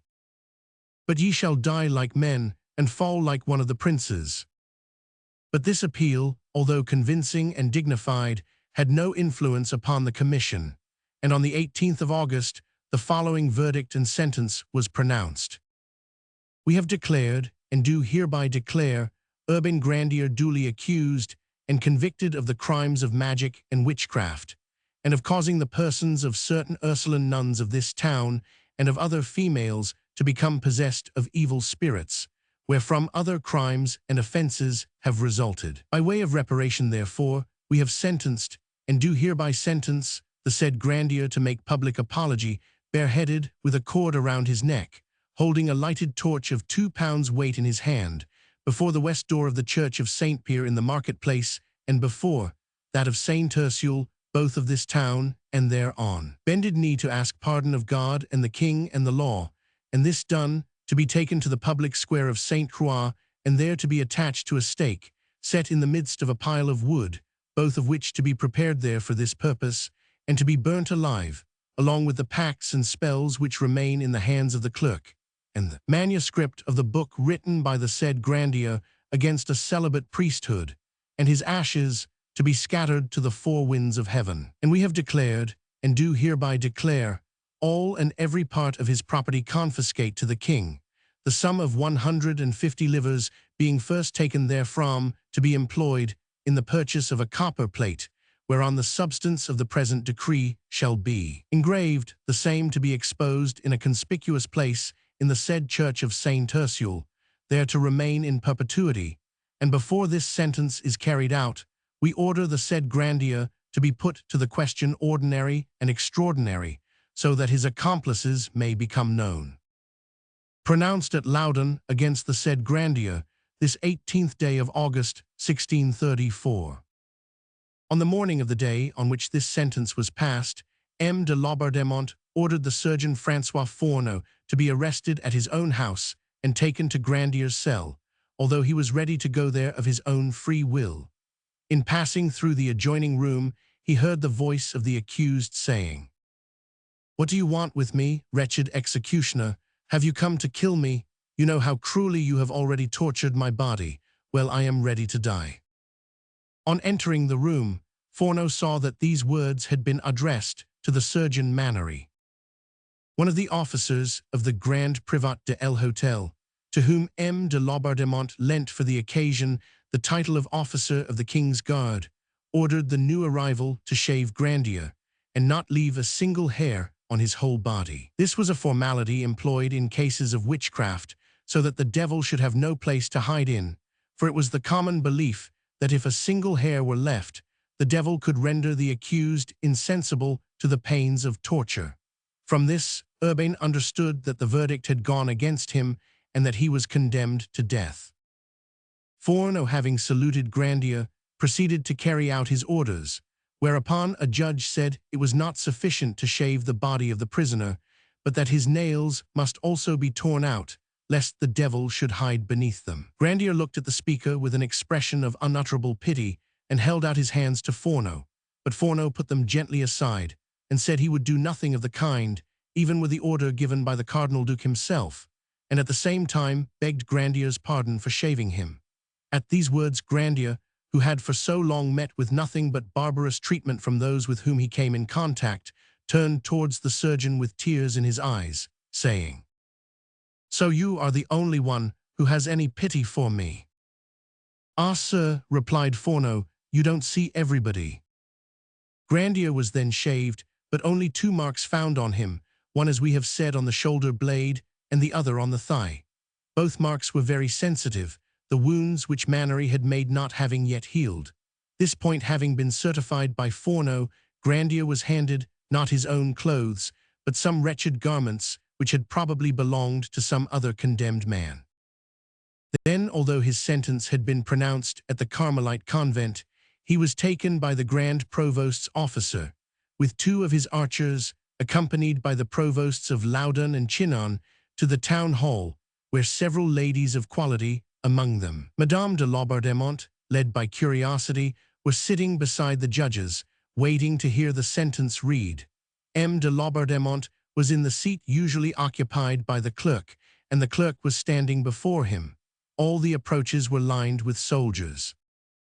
Before the accused was brought in, Pierre Lactance and another Franciscan who had come with him exorcised him to oblige the devils to leave him. Then, entering the judgment hall, they exorcised the earth, the air, and the other elements. Not till that was done was Grandier led in. At first he was kept at the far end of the hall, to allow time for the exorcisms to have their full effect. Then he was brought forward to the bar and ordered to kneel down. Grandier obeyed, but could remove neither his hat nor his skullcap, as his hands were bound behind his back, whereupon the clerk seized on the one and the provost's officer on the other, and flung them at de Laubardemont's feet. Seeing that the accused fixed his eyes on the commissioner, as if waiting to see what he was about to do, the clerk said, "Turn your head, unhappy man, and adore the crucifix above the bench." Grandier obeyed without a murmur and with great humility, and remained sunk in silent prayer for about 10 minutes. He then resumed his former attitude. The clerk then began to read the sentence in a trembling voice, while Grandier listened with unshaken firmness and wonderful tranquility, although it was the most terrible sentence that could be passed, condemning the accused to be burnt alive the same day, after the infliction of ordinary and extraordinary torture. When the clerk had ended, Grandier said, with a voice unmoved from its usual calm, "Messieurs, I aver in the name of the Father, the Son, and the Holy Ghost, and the blessed Virgin, my only hope, that I have never been a magician, that I have never committed sacrilege, that I know no other magic than that of the Holy Scriptures, which I have always preached, and that I have never held any other belief than that of our Holy Mother, the Catholic Apostolic Church of Rome. I renounce the devil and all his works. I confess my Redeemer, and I pray to be saved through the blood of the cross. And I beseech you, Messieurs, to mitigate the rigor of my sentence, and not to drive my soul to despair."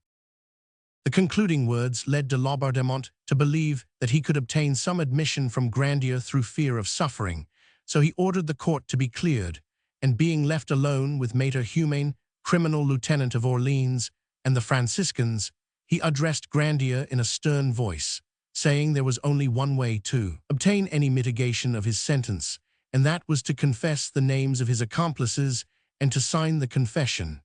Grandier replied that having committed no crime he could have no accomplices, whereupon Laubardemont ordered the prisoner to be taken to the torture chamber, which adjoined the judgment hall, an order which was instantly obeyed. Chapter 11. The mode of torture employed at Loudun was a variety of the boot, and one of the most painful of all. Each of the victim's legs below the knee was placed between 2 boards. The 2 pairs were then laid one above the other and bound together firmly at the ends. Wedges were then driven in with a mallet between the 2 middle boards. 4 such wedges constituted ordinary and 8 extraordinary torture, and this latter was seldom inflicted, except on those condemned to death, as almost no one ever survived it, the sufferer's legs being crushed to a pulp before he left the torturer's bands. In this case, M. de Laubardemont, on his own initiative, for it had never been done before, added 2 wedges to those of the extraordinary torture, so that instead of 8, 10 were to be driven in. Nor was this all. The Commissioner Royal and the two Franciscans undertook to inflict the torture themselves. Laubardemont ordered Grandier to be bound in the usual manner, and then saw his legs placed between the boards. He then dismissed the executioner and his assistants, and directed the keeper of the instruments to bring the wedges, which he complained of as being too small. Unluckily, there were no larger ones in stock, and in spite of threats, the keeper persisted in saying he did not know where to procure others. M. de Laubardemont then asked how long it would take to make some, and was told 2 hours. Finding that too long to wait, he was obliged to put up with those he had. Thereupon, the torture began. Pere Lactance, having exorcised the instruments, drove in the first wedge, but could not draw a murmur from Grandier, who was reciting a prayer in a low voice.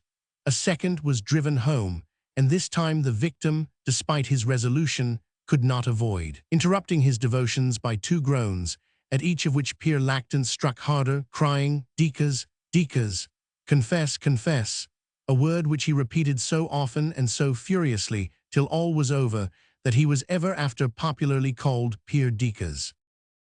When the second wedge was in, de Laubardemont showed Grandier his manuscript against the celibacy of the priests, and asked if he acknowledged it to be in his own handwriting. Grandier answered in the affirmative. Asked what motive he had in writing it, he said it was an attempt to restore peace of mind to a poor girl whom he had loved, as was proved by the 2 lines written at the end. Si ton gentle esprit prend bien cette science, tu mettras en repose ta bonne conscience. If thy sensitive mind imbibe this teaching, it will give ease to thy tender conscience. Upon this, M. de Laubardemont demanded the girl's name, but Grandier assured him it should never pass his lips, none knowing it but himself and God. Thereupon, M. de Laubardemont ordered Pere Lactance to insert the third wedge. While it was being driven in by the monk's lusty arm, each blow being accompanied by the word "Dicas," Grandier exclaimed, "My God, they are killing me, and yet I am neither a sorcerer nor sacrilegious." At the fourth wedge Grandier fainted, muttering, "O Pere Lactance, is this charity?" Although his victim was unconscious, Pere Lactance continued to strike, so that, having lost consciousness through pain, pain soon brought him back to life.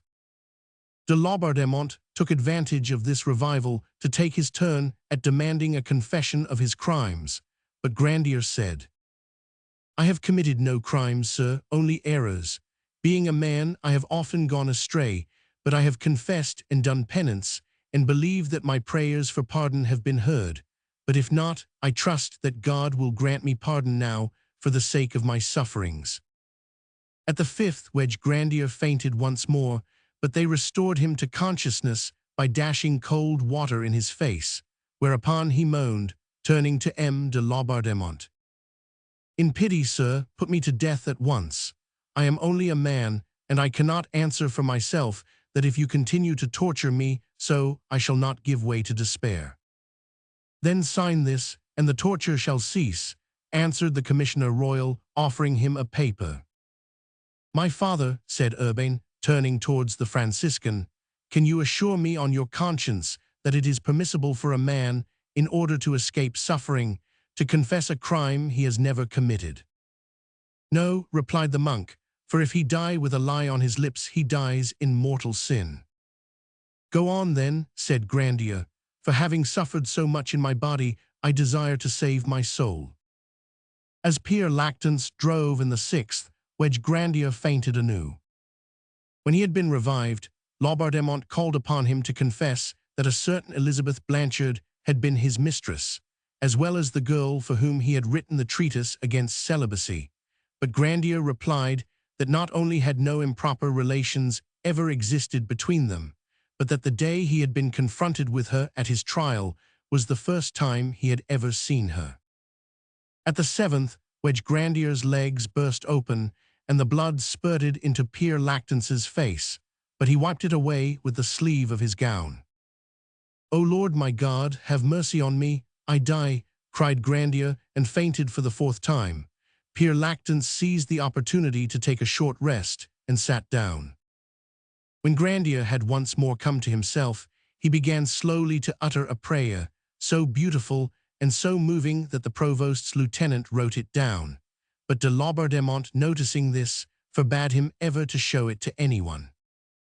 At the 8th wedge the bones gave way, and the marrow oozed out of the wounds, and it became useless to drive in any more wedges, the legs being now as flat as the boards that compressed them, and moreover Pere Lactance was quite worn out.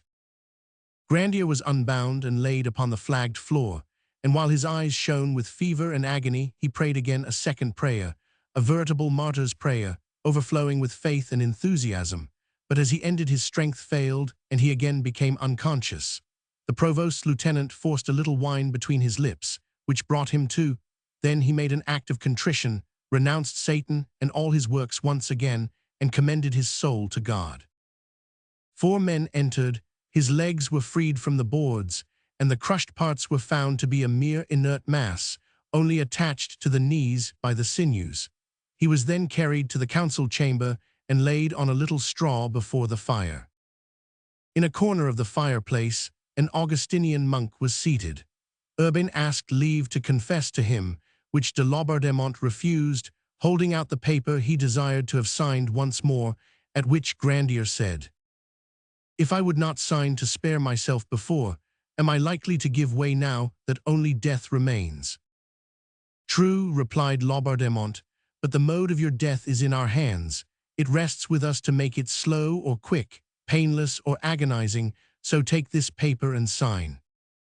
Grandier pushed the paper gently away, shaking his head in sign of refusal, whereupon de Laubardemont left the room in a fury, and ordered Pers Tranquille and Claude to be admitted, they being the confessors he had chosen for Urbain. When they came near to fulfill their office, Urbain recognized in them 2 of his torturers, so he said that, as it was only 4 days since he had confessed to Pere Grillau, and he did not believe he had committed any mortal sin since then, he would not trouble them, upon which they cried out at him as a heretic and infidel, but without any effect. At 4 o'clock, the executioner's assistants came to fetch him. He was placed lying on a bier and carried out in that position.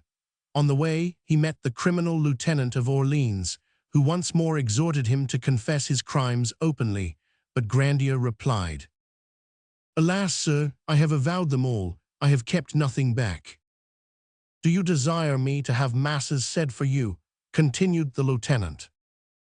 "I not only desire it, but I beg for it as a great favor," said Urbain. A lighted torch was then placed in his hand. As the procession started, he pressed the torch to his lips. He looked on all whom he met with modest confidence and begged those whom he knew to intercede with God for him. On the threshold of the door his sentence was read to him, and he was then placed in a small cart and driven to the church of St. Pierre in the marketplace. There he was awaited by M. de Laubardemont, who ordered him to alight. As he could not stand on his mangled limbs, he was pushed out, and fell first on his knees and then on his face.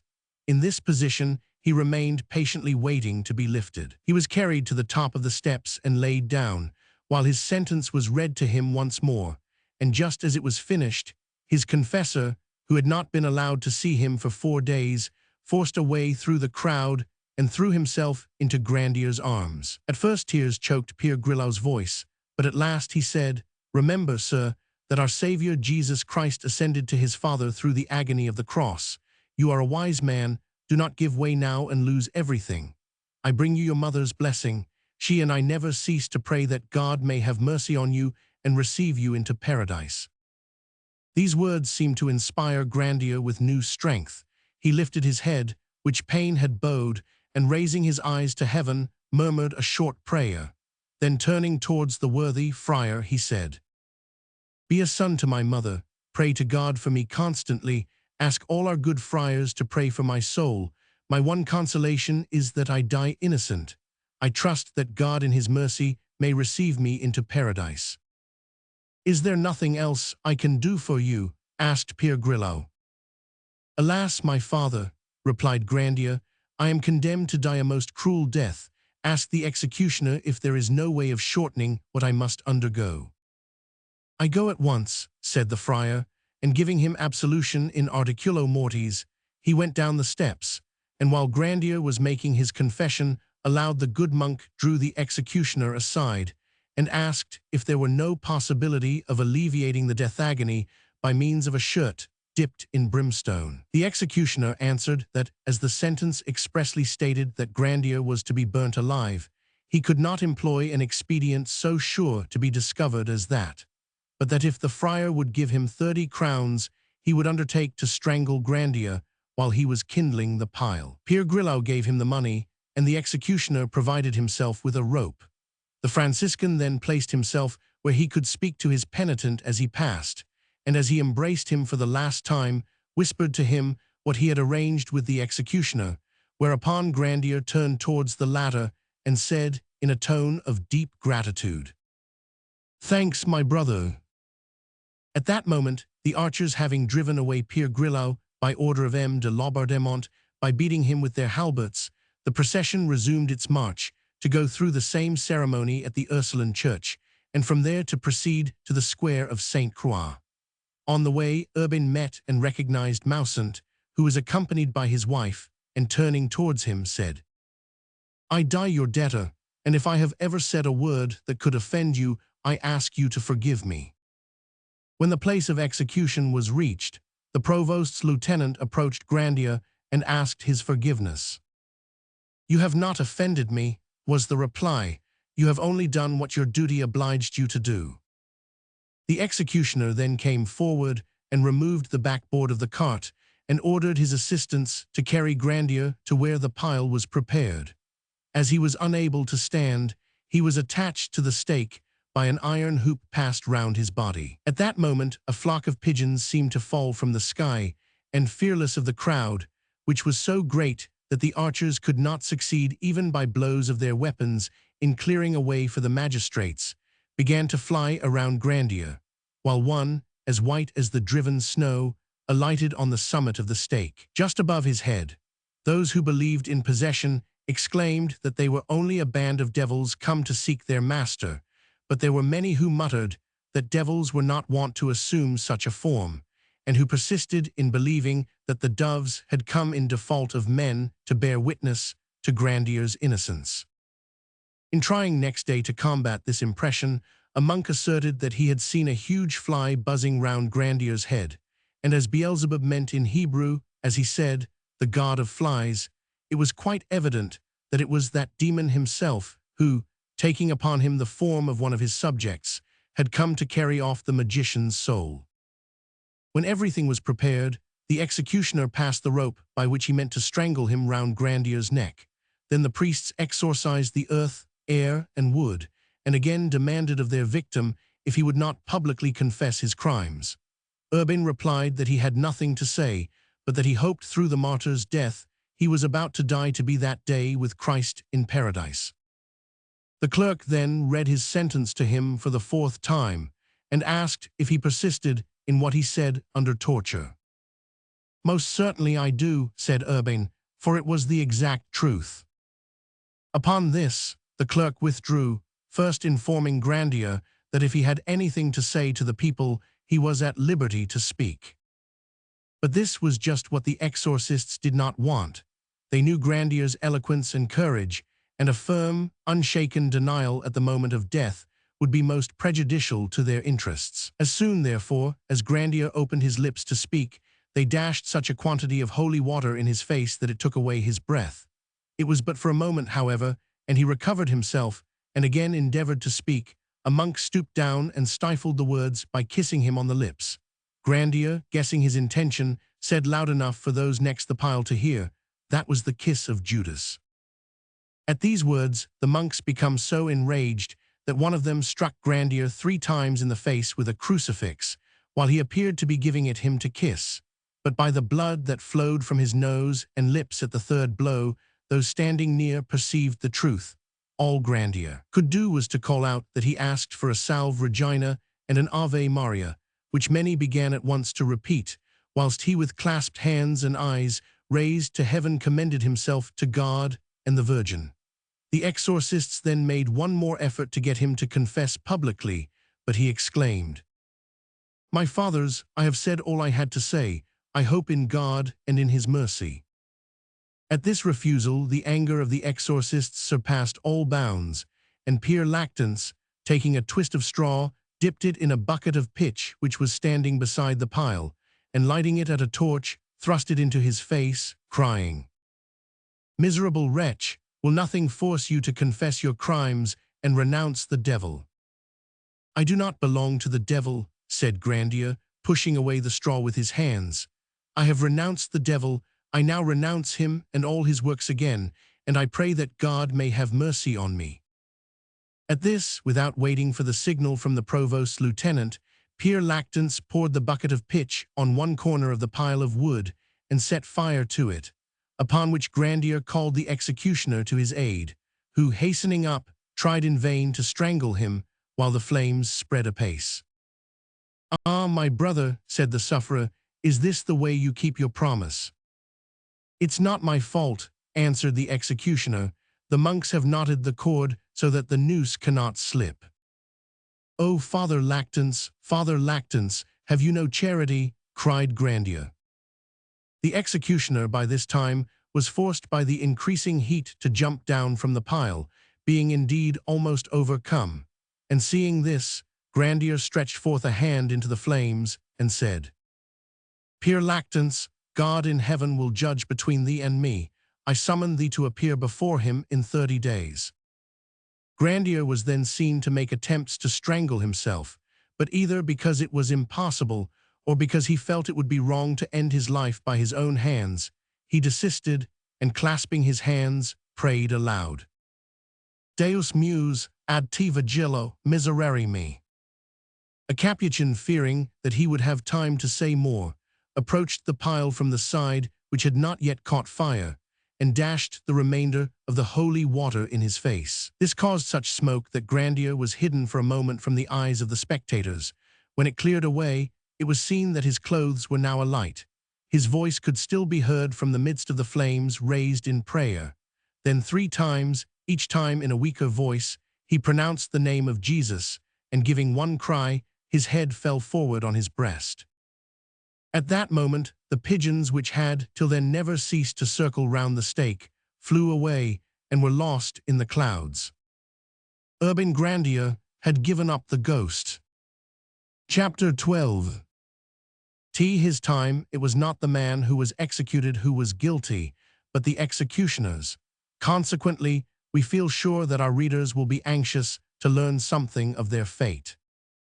Pere Lactance died in the most terrible agony on September 18, 1634, exactly a month from the date of Grandier's death. His brother monks considered that this was due to the vengeance of Satan, but others were not wanting who said, remembering the summons uttered by Grandier, that it was rather due to the justice of God. Several attendant circumstances seem to favor the latter opinion. The author of the History of the Devils of Loudun gives an account of one of these circumstances, for the authenticity of which he vouches, and from which we extract the following. Some days after the execution of Grandier, Pere Lactance fell ill of the disease of which he died. Feeling that it was of supernatural origin, he determined to take a pilgrimage to Notre Dame des Andeliers de Saume, where many miracles were wrought, and which was held in high estimation in the neighborhood. A place in the carriage of the Sieur de Canet was offered him for the journey, for this gentleman, accompanied by a large party on pleasure bent, was just then setting out for his estate of Grand Fons, which lay in the same direction. The reason for the offer was that Canet and his friends, having heard that the last words of Grandier had affected Pere Lactance's mind, expected to find a great deal of amusement in exciting the terrors of their traveling companion. And in truth, for a day or two, the boon companions sharpened their wits at the expense of the worthy monk, when all at once, on a good road and without apparent cause, the carriage overturned. Though no one was hurt, the accident appeared so strange to the pleasure-seekers that it put an end to the jokes of even the boldest among them. Pere Lactance himself appeared melancholy and preoccupied, and that evening at supper refused to eat, repeating over and over again, "It was wrong of me to deny Grandier the confessor he asked for. God is punishing me, God is punishing me." On the following morning, the journey was resumed, but the evident distress of mind under which Pere Lactance labored had so damped the spirits of the party that all their gaiety had disappeared. Suddenly, just outside Fenet, where the road was in excellent condition and no obstacle to their progress apparent, the carriage upset for the second time. Although again no one was hurt, the travelers felt that there was among them someone against whom God's anger was turned, and their suspicions pointing to Pere Lactance, they went on their way, leaving him behind, and feeling very uncomfortable at the thought that they had spent 2 or 3 days in his society. Pere Lactance at last reached Notre Dame des Andeliers, but however numerous were the miracles there performed, the remission of the doom pronounced by the martyr on Pere Lactance was not added to their number, and at 6:15 on September 18th, exactly a month to the very minute after Grandier's death, Pere Lactance expired in excruciating agony. Pere Tranquille's turn came 4 years later. The malady which attacked him was so extraordinary that the physicians were quite at a loss, and forced to declare their ignorance of any remedy. His shrieks and blasphemies were so distinctly heard in the streets that his brother Franciscans, fearing the effect they would have on his after reputation, especially in the minds of those who had seen Grandier die with words of prayer on his lips, spread abroad the report that the devils whom he had expelled from the bodies of the nuns had entered into the body of the exorcist. He died shrieking, "My God, how I suffer! Not all the devils and all the damned together endure what I endure." His panegyrist, in whose book we find all the horrible details of his death, employed to much purpose to illustrate the advantages of belonging to the true faith, remarks, "Truly big, generous heart must have been a hot hell for those fiends who entered his body to torment it." The following epitaph, which was placed over his grave, was interpreted, according to the prepossessions of those who read it, either as a testimony to his sanctity or as a proof of his punishment. "Here lies Pere Tranquille of Saint-Remy, a humble Capuchin preacher. The demons, no longer able to endure his fearlessly exercised power as an exorcist, and encouraged by sorcerers, tortured him to death on May 31st, 1638. But a death about which there could be no doubt as to the cause was that of the surgeon Mannery, the same who had, as the reader may recollect, been the first to torture Grandier. One evening about 10 o'clock, he was returning from a visit to a patient who lived on the outskirts of the town, accompanied by a colleague and preceded by his surgery attendant carrying a lantern. When they reached the center of the town in the Rue Grandpave, which passes between the walls of the castle grounds and the gardens of the Franciscan monastery, Mannery suddenly stopped, and staring fixedly at some object which was invisible to his companions, exclaimed with a start, "Oh, there is Grandier!" Where?" cried the others. He pointed in the direction towards which his eyes were turned, and beginning to tremble violently, asked, "What do you want with me, Grandier? What do you want?" A moment later, he added, Yes, I am coming." Immediately it seemed as if the vision vanished from before his eyes, but the effect remained. His brother surgeon and the servant brought him home, but neither candles nor the light of day could allay his fears. His disordered brain showed him Grandier ever standing at the foot of his bed. A whole week he continued, as was known all over the town, in this condition of abject terror. Then the spectre seemed to move from its place and gradually to draw nearer, for he kept on repeating, "He is coming, he is coming." And at length, towards evening, at about the same hour at which Grandier expired, Surgeon Mannery drew his last breath. We have still to tell of M. de Laubardemont.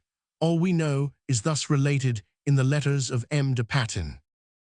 On the 9th inst, at 9 o'clock in the evening, a carriage was attacked by robbers.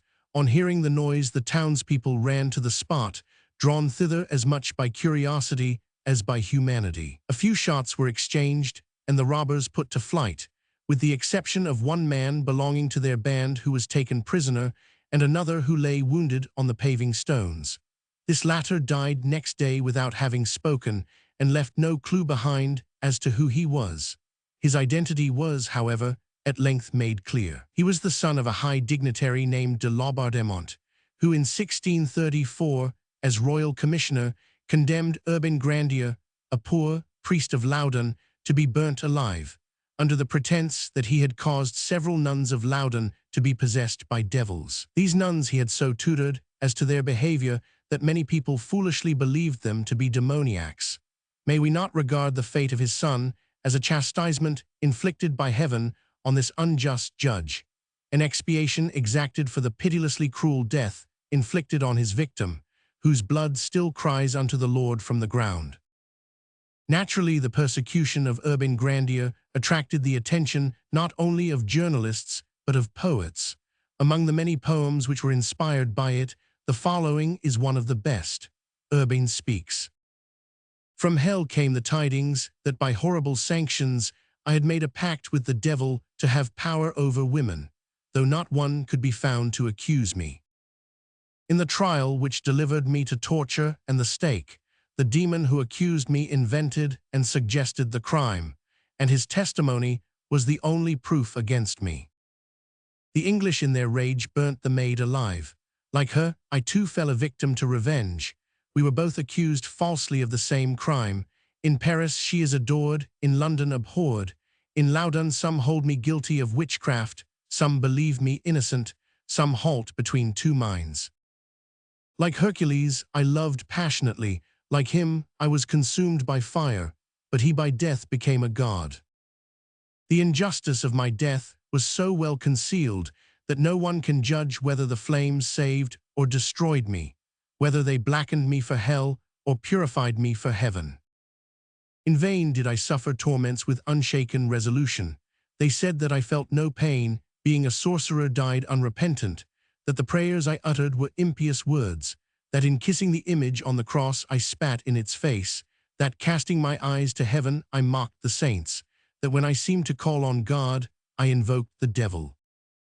Others, more charitable, say, in spite of their hatred of my crime, that my death may be admired, although my life was not blameless, that my resignation showed that I died in hope and faith, that to forgive, to suffer without complaint or murmur, is perfect love, and that the soul is purified from the sins of life by a death like mine.